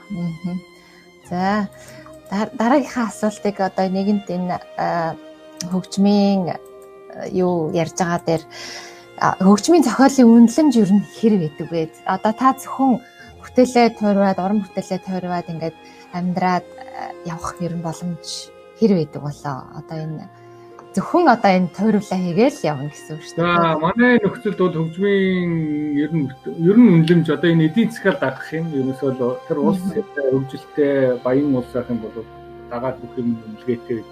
Манайх бол үнэлгээ доогуур. Өөр Монгол биднийхээс 1-2 дахин илүү өндөр үнэлгээтэй. Өөр Монгол чинь одоо хэдтэй бүрэлдэхүүнд одоо тэгэхээр манайх тусгаар Монгол улс ирнэ. Өөр Монголоос одоо жишээ надад хөгжим захиалаа гэхэд миний энд байдгаас бол 1-2 дахин өндөр үнэлгээтэй байдаг. Тэгэхээр манай Монгол улсыг хөгжим нэх үнэлгээ ер нь бараг байхгүй гэж хэлж болох шахуу. Яагаад гэвэл бид нар дуртайдан хүн одоо юм хийгээд өгвөл хийгээд нэг сайхан бүтээлтэй болчихъя гэж хийж байгаа болохоос биш. Яг үүндээ бол миний хувьд мөнгө олъё гэж хийдэг. Зүгээр дуу бол хийдгийг дуу нь илүү нөө эргэлттэй гэдэг учраас дууны одоо захиалга болоход бас их ирдэг. Тэгэхээр одоо энэ дуу хийхгүй одоо байж болохгүй байдаг. Тэгэхээр дууны үнэлэмжүүд бол бас хайцангуй гайгүй гэж хэлж болно. Тэгэхээр ерөнхийдөө хөгжим биш дуу л одоо намайг бас тижээж ийн гэж хэлж болно. Гэхдээ бол би бол хөгжмөө бичих ёстой. Яг бол мэрэгжлийн өмнө би бичихгүй бол одоо бичгэн манай чим гарын 10% хүч яг мэрэгжлийн хөгжмийн зохиол. Тийм зөвхөн шүү дээ. Тийм үү. Одоо тэгэхээр яг энэ хөгжмийн зохиолчийн мэрэгжлээс суралцж байгаа хүмүүс ер нь хэр олон байна? Соёл урлагийн сургууль байгаа. Юугаар бол соёл урлагийн сургууль бий. Соёл урлагийн сургууль нэлээд байна. Гол нь бас шагнараас гадагшаага явуулж байна. Орсын холбооны улсад одоо бас нэлээд хэдэн оюутан суралцж байна. Тэд нар бол одоо дараагийн сайн боловсрууччин болж ирэх баг. За мөн Америкт бас миний нэг шав суулж байгаа. Германд бас шүтээ ингээд одоо жаз төгөлдөр уурчаад гэсэн хөгжмийн зохиолч бас амжилттай байна. Тийм. Тэгвэл одоо та бүхний одоо дараагийн үе бас их сайхан уран бүтээлчд гарч ирнэ хаа гэдэг бол их сайхан гоё юм тийм. Яагаад гэвэл энэ хөгжмийн технологи хөгжчихлөө. Энэ нөгөө MIDI фонограм одоо энэ цахим дууралтыг хөгжснөөр давуу тал маш их болчихж байгаа. Өөрөөр хэлбэл найрал хөгжим тэр олон хөгжимчдийг одоо хөгжимдүүлэх одоо боломжтой болгоо олдохгүй. Тэгэхээр цахим дууралтаар өөрөө шууд хийгээд орлуулчих боломжтой байдаг. Тэгээд энэ бол дэлхийд дахин хязээд амьд хөгжим бол амьдараа л байдаг. Тэр хүний өөрийн гар хороо зүрх сэтгэл орсон хөгжим нэг нот дуурсан ч тэр шал өөр дууралтай байдаг. Энэ одоо ер нь дэлхийд бол ер нь тэр MIDI фонограмыг хийчээд дээр нь заавал студид амьдаар тоглуулдаг. Тийм одоо болсон. Киноны хөгжмүүд Холливуудын тэр мундаг киноны хөгжмүүд бол дандаа тэгж хийж байгаа. Чингисийн хөгжмүүдийн сая одоо Чингисийн хөгжмүүд ч одоо бид нар сонсхийг гэвэл бас яг тийм сонсвол ирээ тийм байгаа. Тийм үү. Ер нь одоо хөөми, бортын дуу, тэгээд морин хуур, ятгах. Зөв. Тэгэхээр яг над дээр ч улбалаад юу ямар асуулт бас гараад ирлээ. Юу вэ гэхээр одоо гадны хөгжмийн зохиолчд бол одоо тэгэл тэр бомтон шүү дээ. Ер нь бол ингээл айгүй юу гэмдэ нөгөө үнэлэмж сайтай 1-р 2-р гэх юм бол тэр хүмүүсийн тэр оюуны бүтээл гэдэг чинь маш их юун зүйл байгаад байна л да. Бас их нэлээ нөгөө хүний тарихнаас гардаг болохоор тарих зүрх сэтгэлээс гардаг гэж та хэлж байгаа шүү дээ, тийм болохоор бас нэлээ их урд дуу шаардсан, оюун шаардсан, хүнд хүртдэг тийм гоё бүтээлүүдийг хийнэ гэдэг бол тийм амархан зүйл бас биш л дээ. Тэгэхээр одоо тэр аянуудыг чинь нөгөө нэг ингээд гадны одоо нөгөө хөгжмийн зохиолчдын аян бол дандаа ингээд үн төлбөртэйгээр ингээд платформуд дээр тавигдчихдаг тэрийг нэг ингээд худалдаж аваад сонсдог л доо. Таны хувьд одоо жишээлх юм бол өөрөө ч уран бүтээлээс ингэж тавигдсан юмнууд байна уу? Платформ гадны хөгжмийн сайдууд хөгжим бол яг санал тавиад би тавьчаад байгаа. Тийм үү? iTunes, Amazon интернетээр болгол портал сайт одоо юунууд дээр платформуд дээр тавьсан. Нэг компани одоо яг Чингисийн хөгжмүүдээр энэ киноны энэ ч бас нэг Америкт энэ төр гараад Сочид байр эзэлсэний дараа тэр анхаарлын татсан болтой юм шиг үлээ. Нэг зуучлалын компани надтай холбогдоод таны хөгжмийг одоо ингээд хөгжмийн том платформуудад тавья гэхий. Тэгээд ингэ нөө болсон орлогоо тодорхой хувиар ингэж хувааж авъя гэсэн тийм санал ирсэн. Тэгээд би тэрийг яг анхны удаа юм чи зөвшөөрөөд одоо тэгээд тавьсан байгаа. Одоо тэгээд юм бол тодорхой жилд 2 удаа өгөх тийм үүртэй. Тийм. Одоохондоо бол тэр нь орж ирээгүй. За хэдүүлээ тэгвэл тэр Чингисний хөөгтүүд гэдэг энэ гоё кино маань яг хөгжмийнхаа зохиолоороо олон улсаас тэргүүн байрын шагнал авсан байгаа шүү дээ, тий? Зохиолынхаа хувьд. Тэгэхээр энэ зохиолыг хэдүүлээ сонсож үзье тэхөө. Одоо нэг л хөгжмийн сонсох гэж байна уу, тийм ээ? Тийм. Гол 10 хөгжмөнтэй. Нэг л хөгжим. Тийм үү. Ерөнхийдөө сүүлд ингээд нэгтгээд гол юунуудыг 10 болгочихж байгаа. Ерөнхийдөө хөгжим чинь киноны хөгжим чинь нэг 10 секундын ч хөгжим байдаг, 10 минутын ч хөгжим байж болдог. Тэгэхээр 10 минутын хөгжим одоо ингээд нэг хөгжим болж чаддгүй учраас ерөнхийдөө нэг 2-3 минут болж хүрж байгаагийн нэг утга санаа илэрхийлж чадж байгааг ингээд нэр өгөөд багцлаад 10 болгоо. Тэгээд тэр зуучлалын компанитай гэрээ хийчихэд байгаа. Зөв тийм үү. За ямар ч гэсэн юун дээрээс харсан байхгүй тэр нөгөө ая. Тэгээд тэр ая бүтнээрээ байна уу буюу гэдгийг мэдэхгүй байна. Ямар ч байсан тавиад үзээ та тэгээд дараа нь юугаа хэлээрэй за яг яаж явж гин гэдгийг. За.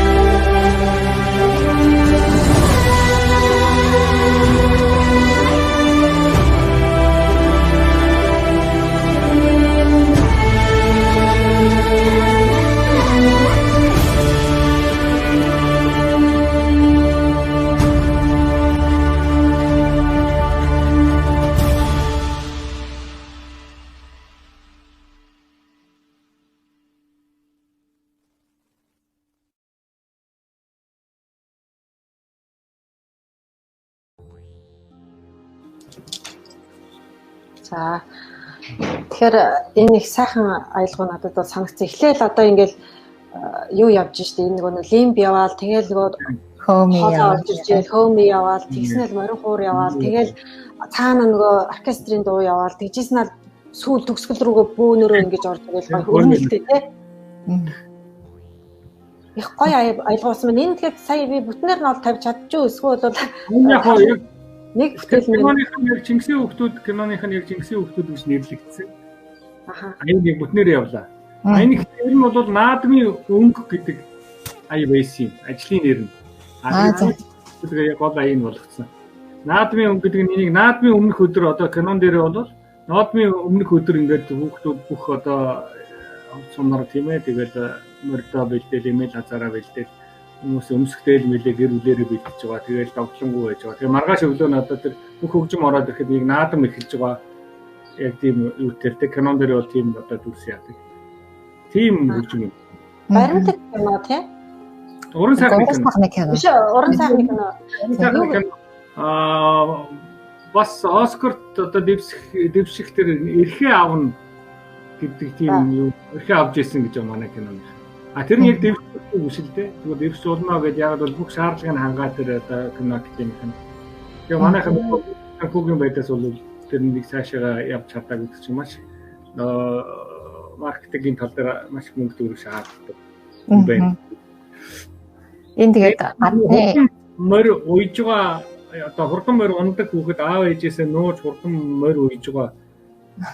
Кино ахгүй. Тэгээд тэр морь нь өөрийнхөө одоо тэр сумын наадамдаач юм уу одоо төрүүлээд ирж байгаа тухай. Тэгээд аав ээж нь тэгээс үлдээ зөвшөөрөөд миний хүүхдүүд морь уяа. Морь уйхгүй гэсэн чинь хурдан морь уйж байгаа хүчин 100 унна гэсэн чинь үгүй одоо аавд өргөцөө. Тэрний одоо нууцаар уйж байгаа тэгээд тэр нь одоо төрүүлээд ирж байгаа тухай. Тэгээд үзүүл их сайхан кино. Бүхний төрөө үзэж болохыг хүүхдийн Монгол ахыг харуулсан.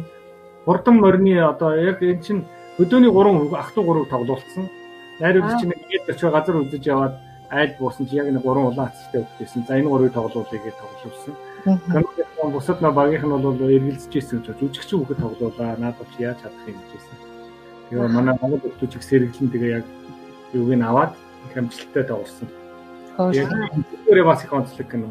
Гадаад каноныхон одоо энэ дүрс одоо юутай уялдаад бас ерөнхийдөө хүнд энгийн ойлгомжтой Монгол маягийн тийм хөгжим болсон байна. Гадаад жүжигчин тоглосон. Гадаадын бас кино компанитай хамтарсан байлээ шүү дээ, тийм ээ? Тэр Сара гэдэг гадаад одоо Америк жүжигчин тоглосон. Тэгэхээр юу чинь хамгаалах хэрэгслэгүй уралдаад байдаг шүү дээ Монголч нь одоо нэг дуулга юу тэрийг тараах одоо нэгдсэн үндэсний байгууллагын ажилтны дүрээр тийм гадаад хүн тоглосон.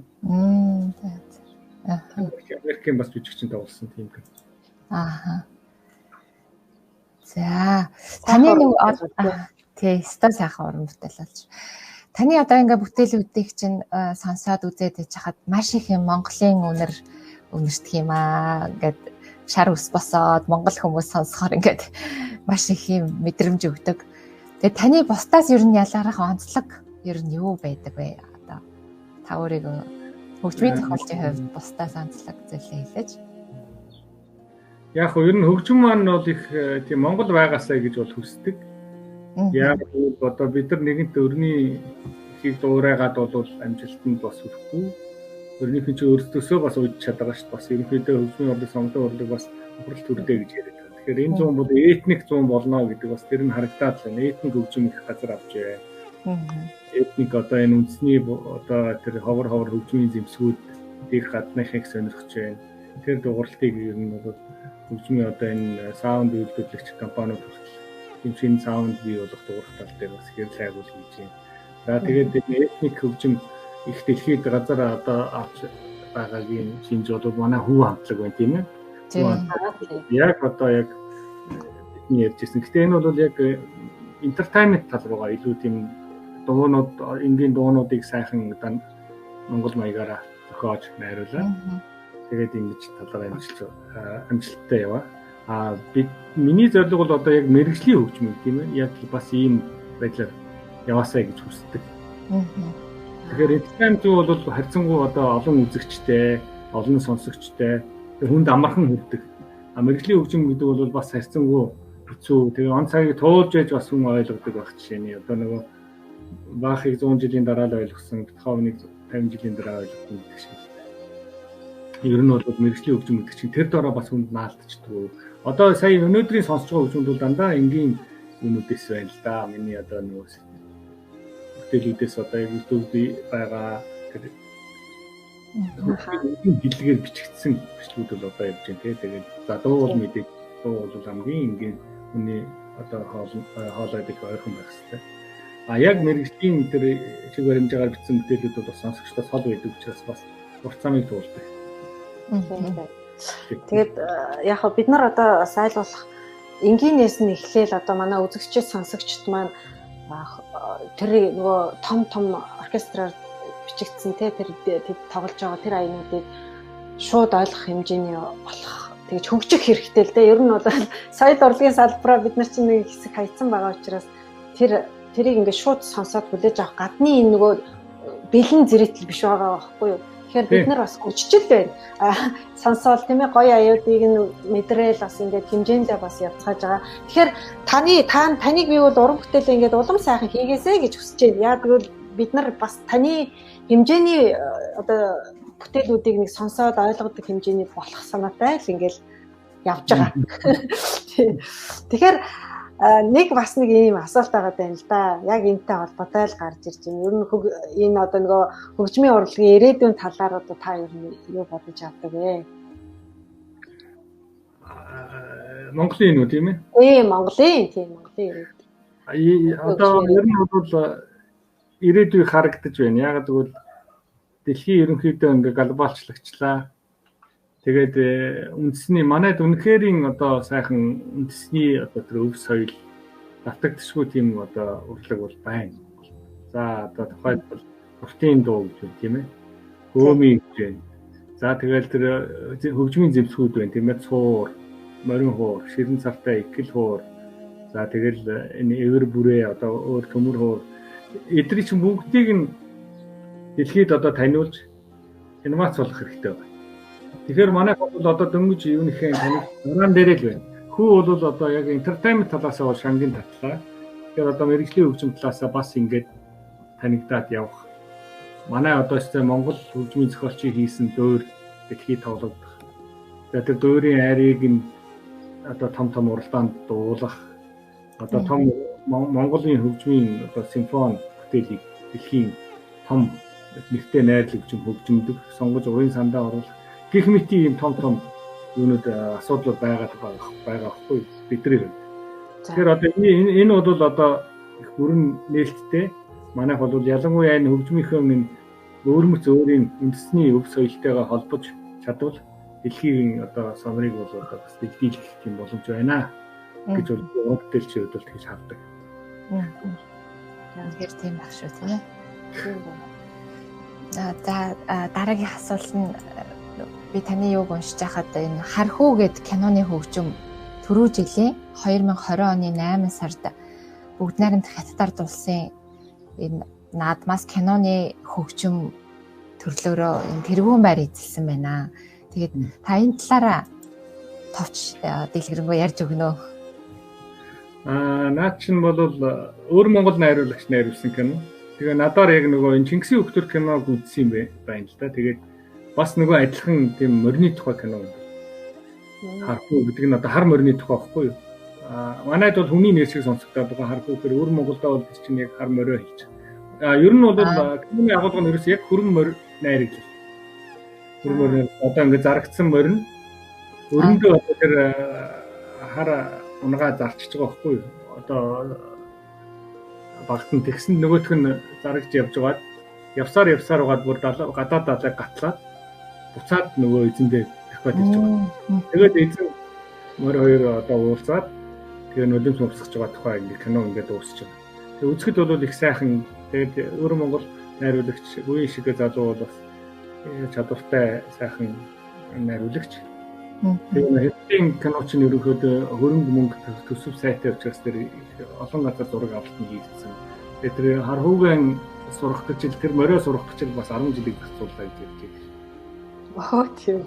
Тэрийг ингээд гарснуулж одоо өөрөө тэр найруулагч нь бол ерөөсөө л ер нь адууч юм л гэсэн үг гэсэн. Мөртөө маш тэгээд энэ чинь чоны хэсэгч гарч байгаа нөгөө. Тэгээд морин давхиж ирэхдээ маш их зовлон туулаад бөө яар шарах идеэвэр болсон дамтан давхиж ирж байгаа. Чонтойж таарна. Нөгөө юуны малны дэлгааны газар ч очиод бүтэж явах шиг тэгээ өөрөө оргол зүхтаагаа тэгээд маш их зовлон туулж эргээд эзэндээ ирж байгаа тийм кино. Тэгээд морины тухай кино ч мэдээж морин уур заавал орж таараа. Тэгээд төрслийн хувьд бол их унгийн хэсэг бас ихтэй. Тэгээд сайхан тийм нутаг одоо харуулсан тийм байгалийн сайхан харуулсан хэсэг ихтэй. Морь тоглосон учраас текст их багтаа учраас хөгжим маш ихтэй байсан. Энэ дээр бол 20 гаруй хөгжим бие даасан хөгжим гарсан. Тэгээд жижиг 10-20 секундын тэр аяыг тоолвол одоо дүр их болно л гэсэн үг л дээ. Тэгээ тийм кино юм. Тэгээ тэр олон юунд хятадтай нодон 8 сард гараад тэр нэг юуныхээ наадмын кино нэг алдартай наадмынхаа тэргүүн байрыг хүртсэн. Тэгээ тэрнээсээ бол сөгжмийг нь онцолж ялаа гэж тэр шагналаа гардуулсан байсан. Тэгээ надад тэр шагналаа зургаар явуулсан байсан. Нэг одоо ковидтэй юм чи ирж очиж болохгүй. Одоо тэрний хөгжмөөс бол одоо YouTube дээр сайхан нутаг гэдэг сайхан нэг хөгжим нь бол зүгээр тийм нутгийн байгалийн дүрс оруулаад тавьчихмаар байгаа тийм ээ. Одоо тэр хэсгээс сонирхол юм. Гэхдээ тэр бит хоёр бол арай өөр зураг оруулсан л байгаа л да. Ааха. Киноныхаа юм шүү дээ. Ааха дүү.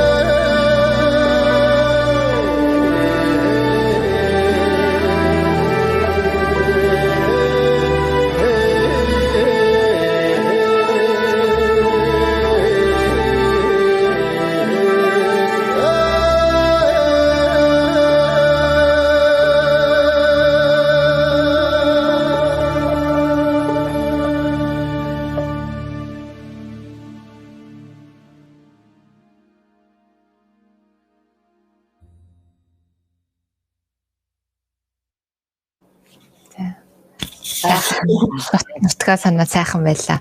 Тэгээ энэ дэр дуртахад Эрдэнэ болгон гээд зурагчин мөн Хээ их 50 гээд хоёр зурагчны зураг ашигласан байгаа шүү. Нэрийг дуртах хэрэгтэй ах гэж бодоод хэлж байгаа шүү. Аха. Зураг нэгтэй сая харагдаад байна да бичсэн. Тэгээ зарим нэг дээр нь гарч ирсэнгөө хараа. Тий. Тэгээ ямар ч хэсэгсээ бас бит хоёр аминда үзэгч сонсогчтой нэг сайхан ая тэгээ сонсхий. Тэгээ хажуугаар нь дүрслэлтэй байвал гоё юм болоо гэж бодоод иймэрхүү зурагаас нь тэгээ энэ сайхан нутаг гэж юм чи бас манай гадаадд байгаа ялангуяа монголчууд маань нутаг орноо яаж байгаа. Гадаадд гэхгүй Монголд байгаа монголчууд маань ч гэсэн бас их орондоо хайртай тийм юм зөндөл байгаа шүү дээ.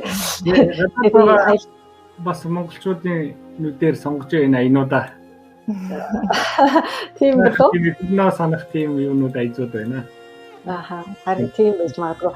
За манай үзэгчид сонсогчд маань асуулт байвал одоо асуунаа. Юу ягаараа асуултаа асуугаараа. За би нэг ганц хоёр юмыг хараадахыг асуулт байвал асууя тийм ээ тэр хооронд.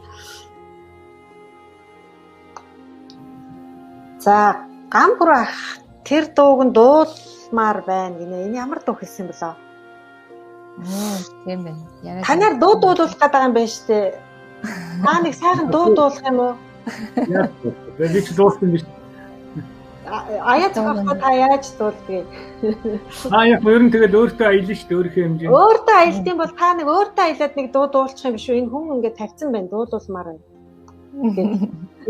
Одоо биш үү? Ер нь бүтээл байна. Тэр бүгд дуулмаар байна гэж шүү дээ. Өөрөө дуулмаар байна гэж байгаа юм шүү. Өөрөө дуулмаар байгаа юм байна. Тэгээ ямар зүү дуулмаар байгаагаа бичээг байгаа юм байна те. Өмнө тавьсан дуунуудын нэг байх нь л те. Өмнө тавьсан дуунуудаас яригдаад явцсан. Дараа нь тусгаар тогтно амнаас үнтэй. Тусгаар тогтнод явсан. Тэгэхээр одоо тэр зохиолын дуунууд дээр ярьсан лөө? Тийм ба. За, Эрдэнэ чимэг маань сайхан уран бүтээл байна гэж байна. За, баярлалаа Эрдэнэ чимгээ. Сэтгэл бичиж байгаа хүмүүстээ бүгдэнд нь баярлалаа. За, дорч сүрэн тунгалаг маань сайхан даруу авьяаслаг жинхэнэ Монгол залуу уран бүтээлийн амжилт хүсье гэж байна. За, Жаки минь өөр юу вэ? Баярлалаа. Тэгээ ерөнхийдөө хүмүүс амжилт хүсье гэсэн л нэлээ олон удаагийн шагнал авсан хүнд Монгол яагаад улсын Монгол улсын шагнал бол олгодгүй юм бол харин тийм байна дорч сүрэн тунгалгаа. За тийм Хөлзий баярын нэр нь бус Монголын нэр хүнд хөгжмийн ертөнцид эзлэх байр хэрэгтэй шүү дээ. Тийм ээ тий харин тий. Нямка танд ангийн анд найздаа уран бүтээлийн өндөр амжилт хүсье. За манай улаан өдөд байдаг нэг ангийн найз маань байна. Өөрөө хөгжимчин. Зөв. Тийм багш. Тий. За. Тийм Нямката баярлалаа. За манай Францаас Бэгцүрэн бас сэтгэлдээ бичээд ирсэн байна. Хэдэн зуун жилийн түүхтэй сонгодог хөгжим хөгцсөн улс орнуудтай энэ зэрэгцэн өрсөлдөн гэдэг үнэхээр боломжгүй боломж байлгыг гэвэл засаг төрөөс дэмжих хэрэгтэй. Манайхан бас чадал чансаатай ч юм уу бас энэ зэрэгцээл явж байна. Амжилт гэдэг чинь үнэхээр үнэ. Сайхан зэрэгцээд явж байгаа юм сайхан уран бүтээлч байна. За найздаа амжилт хүсье гэж Эрдэнэ буян сайхан нэвтрүүлэг байна. Баярлалаа. Найз маань байна. Чимбот гэдэг хөгжмийн найруулагч, хөгжмийн зохиолч. Одоо эвэр үрээчин. Тийм байна тий. Төгөлдөр хуураар тогтоолъё. Дуугийн чинь төгөлдөр хуураар тогтоолъё гэж шүү дээ. Шууд захиалга өгчт юм шүү. За Чимбот бол шууд л тэгж хэлж байна да. За тий Эрдэнэ найздаа амжилт хүсье гэж тийм сайхан сэтгэлдлүүд ирүүлж бидэнтэй хамт байсан та бүхэндээ үнэхээр баярлж байна. Тийм тэгээд надад бас нэг сүүлийн нэг юу байна л да. Одоо ингээд таны оюуны ураар боссон онцгой хөгжим бүтээлүүд одоо тэгээ хөгжимчдийн онгодыг сэрээж тий чадварыг нь чинээнд нь тултал шавхаж байгааг харж ийн л да. Жишээлх юм бол нөгөө морин хуур найрал хөгжим зориулсан 3 дугаар концертыг чинь юунаас YouTube-с бичлэгийг харсан байхгүй. Тэн дээр нөгөө морин хуурч шин цог Орсын холбооны улсад нөгөө гоцлон хөгжимдчихилээ. Тэгээ тэнд бол зэрэгтэл нөгөө Оросын зэрэглэлүүд бол үнэхээр одоо сэтгэл нь хөдөлж тэрийг гой хүлээж авч байна. Бүр ингээд юу дуусаад одоо нөгөө номер дуусж байгаа шүү дээ. Дуусаад шин цог хуурч маань орцсон байхад хүртэл алгаад авсаар дахиж гаргаж ирж илээ. Тэгээ бүр маш их гоё хүлээж авч исэн.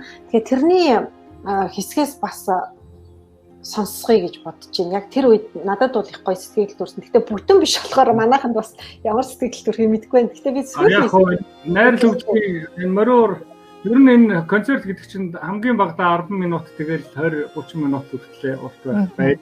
Тэгэхгүй бол бас концерт бол чаддаггүй байхгүй.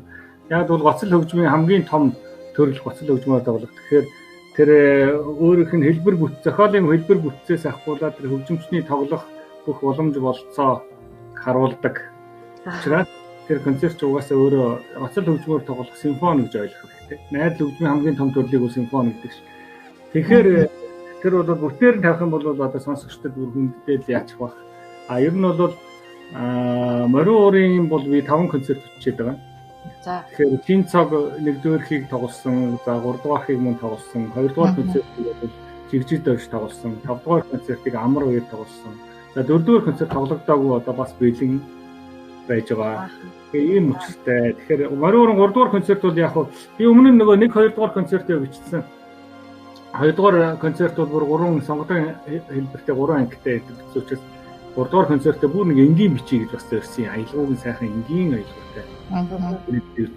Хурдан хэсэг бол мэдээж хүнээс хөгжимчнээс ур чадвар шаардсан. Тэр заавал өртөө ус харуулсан тийм хэсэг байх хэрэгтэй л дээ. Тэгээд морин урт шинэ цаг 15 онд нөгөө хөхөөний амжилтыг уралдаан болсон юм Монгол.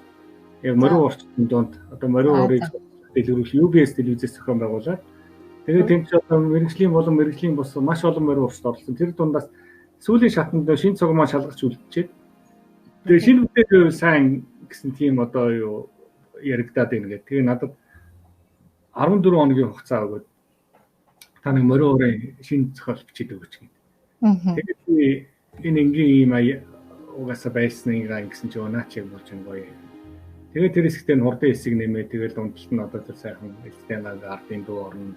За тэгээд нөө морин урд дээр байж болох одоо тэр юмнууд шүү дээ. Барилууд одоо одоо физикат тийм ээ тэгээд үсэргэж тоглох хөндлөж тэргээл янз янзын арга техникүүдийг оруулаад тэгээд бичсэн юм онцлогтой. Тэгээд урдуур концерт бол харьцангуй олон орнд тоглогдсон, Хөх хотод тоглогдсон, одоо энэ Орсын холбооны усад тоглогдсон, Ирхүүд тоглогдсон, Халимагт тоглогдсон, ер нь бол их чимчтийн морин урчтын маш тоглох дуртай концертын нэг л дээ. Тийм баг шиг байна. За тэгвэл хэдүүлээ тэр яг хэсгээс нь бид хоёр нөгөө жоохон төгсгөлийн хэсгийг яасан байгаа. Тэрийг тавьж үзүүлээ. За тэгээ сонсоод ярилцгаа гэдэг. За тийм. За.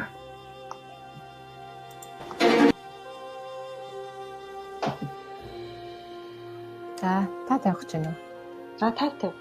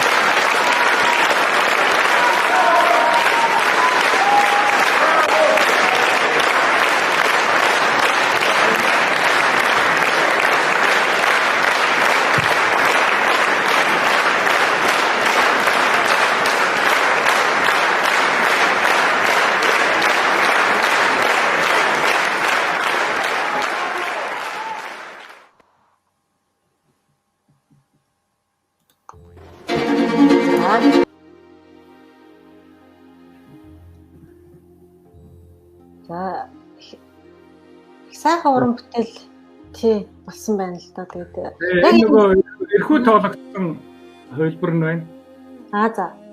Тэгээд энэ эрхүүд 5 орны одоо хөгжмийн сургуулийн оюутнууд нийлж фестивал хийдэг. Тэгээд энэ 16 он тоглогдсон одоо Польш, Орос, Монгол, Хятад, Солонгос гэсэн 5 орны хөгжмийн сургуулийн оюутнууд тэнд эрхүүд фестивал хийгээ. Тэгээд Монголоос бол миний энэ морин уурын 3 дугаар концерт сонгогдоод очиж одоо жигжид энэ шинэ цаг тоглоод тэгээд маш амжилттай болсон. Оросын энэ миний ёсолж байгаагаас хойшоо цаашаа 10-аад минут алга ташсан. Оросын гэрч дүүрэн үзэгчд бос зогсоод ерөөсөө шинэ цагийг оруулахгүй алга ташаад эсвэл ийж бас гарч ахиж ёсолж идэг. Тэгээ ийм сайхан үйл явдал болсон юм байгаа маа. Тэгээд энэ бичлэг бол бас өөр одоо энэ манай UB фестивал тоглогдсон, за хөгөөн амжилт дээр тоглогдсноо, дүүрийн театр шинэ цагийн тайлан тоглолт гэдэг их олон бичлэг байдیں۔ Энэ бол эрхүүдээр тоглогдсон бас их эрхүүгийн нөгөө цаанаас бичиж өгсөн их чанартай бичлэг. Тийм байна. Тэгэд энэ за та юм ярьчихсан уу? Зүгээр. Юу вэ? Тэр нөгөө морин хуур хөгжимчний чадварыг амар сайн шалгаж байгаа тийм аяа байгаа байхгүй юу? Тэр чинь бүр одоо чинээнд нь тултал бүр ингэж тоглоод байна шүү дээ. Тэгэхээр та өөрөө морин хуур хөгжим тоглодог байсан хүнийхээ хувьд энийг их сайн мэдэж ингэж бичээд юм уу? Ерөөсөө хөгжмийн зохиолч байхын тулд ерөөсөө маш сайн хөгжимчин байх хэрэгтэй байдаг. Тэгвэл бүтээл нь сайн болдог. За жишээ нь бусад хөгжмийн зэмсгүүдийг мэдэхгүй ч тэрийг ерөөсөө боломж болцоо тэр юуг нь маш сайн мэддэг байх хэрэгтэй. Зэмсэг судалгаа хичээлээ угаасаа үздэг. Тэгжээж хөгжмийн одоо зөв дуургах хаана одоо тэр хөгжимчин бас юунаас тестүр нь янз шүү дээ. Дээд эргэстэй сайхан дуурдаг хөгжим байна. Дунд эргэстэй сайхан дуурдаг хөгжим байна гэх жишээлээ. Тэр болгоныг мэдчих хэрэгтэй байдаг. Тэгээ морин уурыг багасаа тоглодог байсан учраас морин уурын 5 концертыг бас амжилттай болсон шалтгаан нь тэрнтэй холбоотой. Тэгээ морин уурын ер нь урын санг сайхан баяжуулъя ер нь бас өндөр түвшинд хүргэе дэлхийд дахин бас таниулъя гэсэн зорилго тавиад тэгээд нэг мэдсэн 5 концерттэй болсон байсан. Ер нь бол хөгжимчид дахиалаад ингээд шинэ бүтээл төрөөд идэхгүй. Одоо морин уурын 2 дугаар концертыг чинь Сэндийн Батчулуун багш Амьд ах уйдаад жигжид өржиг дагуулж ирээд за энэ хүүхэд маш ирээдүйтэй мундаг уурж байгаа. Одоо 20 настай. Тэгээ чи энэ морин уурын концерт бичиж өгөө. Тэгээ морин уурын 2 дугаар концерт төрж ирсэн. Тэрээс сайн хөгжимчин гэдэг чинь сайн хөгжмийн бүтээл төрөхөд нөлөөлдөг. Сайн хөгжмийн зохиол гэдэг чинь сайн хөгжимчид төрөхөд ингээд харилцан нөлөөлж идэг нэг тийм үү. Харин тийм байна. Гэхдээ одоо энэ 5 удаагийн морин хуурын ийм том бүтээл хийсэн гэдэг чинь манай хөгжмийн зохиолчид бол бас хийдэг гой гой бүтээлүүд хийдэг шүү дээ. Хамгийн анхны манай морин хуурын ийм олон бас байна уу? Яг 5 бол байхгүй. Нацаг дөрж багш бол морин хуурын 3 концерттэй. За тэгээд Жансан дор багш бол угаасаа хамгийн анхны концертыг бичсэн 89 онд. За тэгээд тэрнээс хойш Шаруу, Хангал тэгээд одоо Мөнх бол тэгээд манай одоо бидний дээд үеийн бүтээлчдүүд их сайхан бүтээлүүдийг хийсэн. Над дээр бол яг ийм яг нэг үе морин уур ингээд дэлгэрэх одоо бүгд морин уур руу хошуурах ийм үе тандсан. Бас тэгээд ийм эрэлт хэрэгцээ бас бий болсон байсан үе л дээ. За тэгэхээр хамгийн сүүлд үзэгчдийнхээ нэг асуултыг авъя. Дуусгахаас өмнө ганц асуулт. За. Таны энэ жаргал сайхан дэлгэрмаа гэдэг хүн асуусан байна тийм ээ. Таны хөгжим зохиогоо авьяас удамшиж ирдгүү өөрийн хүч чадлаар эзэмшүүлсэн. Манай удамд бол яг хөгжимчин эсвэл дуучин тийм байхгүй. Манай аав ээж хоёр бол хоёулаа багш хүмүүс байдаг. Дээрээс бол бас ээж аваа сонсгондоо бас дуулж урдаг хүн байхгүй л байсан юм шүү. Тэгэхээр аав ээж хоёр дуулах дуртай, дуу хөгжим маш дуртай хүмүүс байдаг. Би бол багадаа яг нөгөө 2-3 настай дээр хүүхд чинь дуулдаг үе дээр би маш их дуулдаг хүүхд байсан гэж байгаа. Тэгээ сандал дээр гараад өөрийгөө задлаа өөрөө дуулаад идэг гэсэн. Хөдөө тэр суманд шүү дээ. Тэгээд тийм шүү аав ер нь хөгжмийн хүн болгоё да урлагийн хүн болгоё гэдэг. Тэгээ манай хоёр ах бол тийм байгаагүй учраас тэгээ намайг хөгжмийн дугуйланд өгсөн. Тэр нь бол маш одоо бас зүйтэй алхам болжээ гэж би бас аавдаа талархаж явдаг. За тэгээд одоо хөгжим нь одоо 8 дугаар ангид төгөлдөр уур авч гисэн 9 дугаар ангид. За тэр бол зөвлөшгүй бас том хөрөнгө оруулалт. Төгөлдөр уур бол ерөөсөө хөгжмийн зохиолч болохын үндэс. Төгөлдөр уур сайн тоглодог. Төгөлдөр уур дээр ямар ч дууг сонсголоороо тоглодог байх. Импровизацтэй шууд авал зохиол зохиомжлон тоглох чадвар бол хөгжмийн зохиолч хамгийн чухал чадвар гэдэг. Тэгэхээр нотоор тоглохоос илүү зохиомжил сурна гэдэг бол хөгжмийн зохиолч болоход маш түлхэц өгдөг байхгүй. Тэгэхээр энэ бол маш том юу байсан учраас миний хувьд бол яг тийм хөгжмийн бол удам болов байхгүй. За өнөөдөр үнэхээр сайхан ярилцлага болж байна. Хөгжмийн урлагийн талаар үзэгч сонсогчд маш сайхан мэдлэг өгсөн байх гэж найдаж байна.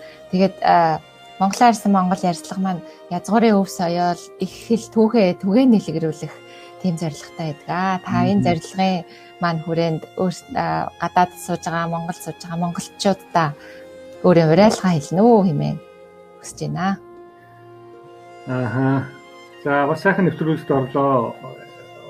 Яалтчгүй одоо гадаад суугаа би өөрөө бас олон жил гадаад сурж ирсний хувьд бол их орон гэдэг бол байнга зүрхэнд уяатай байдаг гэсэн. Мөнхөд тэр л бодогч идэг. Тэгээд ёстой нөрөө сэгсгэрч гэсэн эжим синхич гэсэн гэрмэлчээр нөгөө их орон мөн яаж ч хийсэн тэндээ санаа зовж идэг. Хизээч ирсэн одоо хөгжлөөр тийм өндөр түвшинд биш ч гэсэн ирсэн сайхан байдаг нүхээр. Тэр бүгдэнд нь сайхан мэн төрүүлж гэн бүгдээрээ одоо их оронтой улам хайртай аваа хамгийн гол нь өөрийнхөө хийж чадах ажлыг чин сэтгэлээсээ тулсан хийж ивэл тэр бол хамгийн одоо амьдралын гол утга учир их орондоо хийж байгаа хамгийн гол одоо хөрөнгө оруулалт юм шүү. Тэгэхээр гадаад байна гэдэг бол мэдээж Монголтой ах дүүс нь Монголд байгаа юм чинь Монголдо багаас бас ялгаа байхгүй. Үүнд нь бол одоо эрүүл их саруу сайхан тэгээ өөдрөг байхыг хүсэн өрөө. Тэгээ хөгжим дуртай байгаарай, хөгжим байнг сонсож байгаарай гэж өрөөлөө. За ерөөл батар шиг ээ. За тэгэхээр энэ удаа бид нар одоо бас хөгжмийн зохиолч хүн бол манайд ерөөсөө орж байгаагүй. Тэгээд дэлхийн хөгжмийн өдөр саяхан болсон байгаа. Тэгээд энэ сайхан урилгыг хүлээж авч тийм ээ бидэнтэй хамтдаа сайхан ярилцлага өгсөн танд маш их баярлж байна. Тэгээд энэ удаа бид нар нөгөөс их гоё сэдв бас яасан те сэтгэлээс ундрах хөг гэдэг тийм сэдвийг хүрээнд бид нар ингээ ярилцлаа. Тэгээ энэ удаагийн ярилцлагт маань одоо их олон гоё шагналуудын эзэн болсон нэр хүндтэй бидний дунд ийм сайхан эрхэм хүн ингээд энгийн даруухнаар ингээд ажиллаж амьдарч хийдэгт бол үнэхээр талархаж байна. Тэгээд олон сайхан шавуудыг бас төрүүлж байгаа юм байна. Тэгээд таны цаашдын ажил үйлс чинь өндрөөс өндөр амжилтыг хүсье өрөөё гэлалаа. За баярлалаа. За баярлалаа та бүхэнд. За ингээд үзэгч сонсогч та бүхэндээ бидэнтэй хамтдаа байж сэтгэлээ хуваалцсанд мөн байнга дэмжиж байдагт танд баярлаж гэлаж талархаж байдгаа манай Монголоо ярьсан Монгол багийн зүгээс чин сэтгэлээсээ талархлаа илэрхийлье. Цаашдаа бид нар бас дараагийнхаа одоо сайхан ярилцлагуудыг хийх болно. Ингээд дараа дахин уулзлаа. Түр баяртай. За баяртай.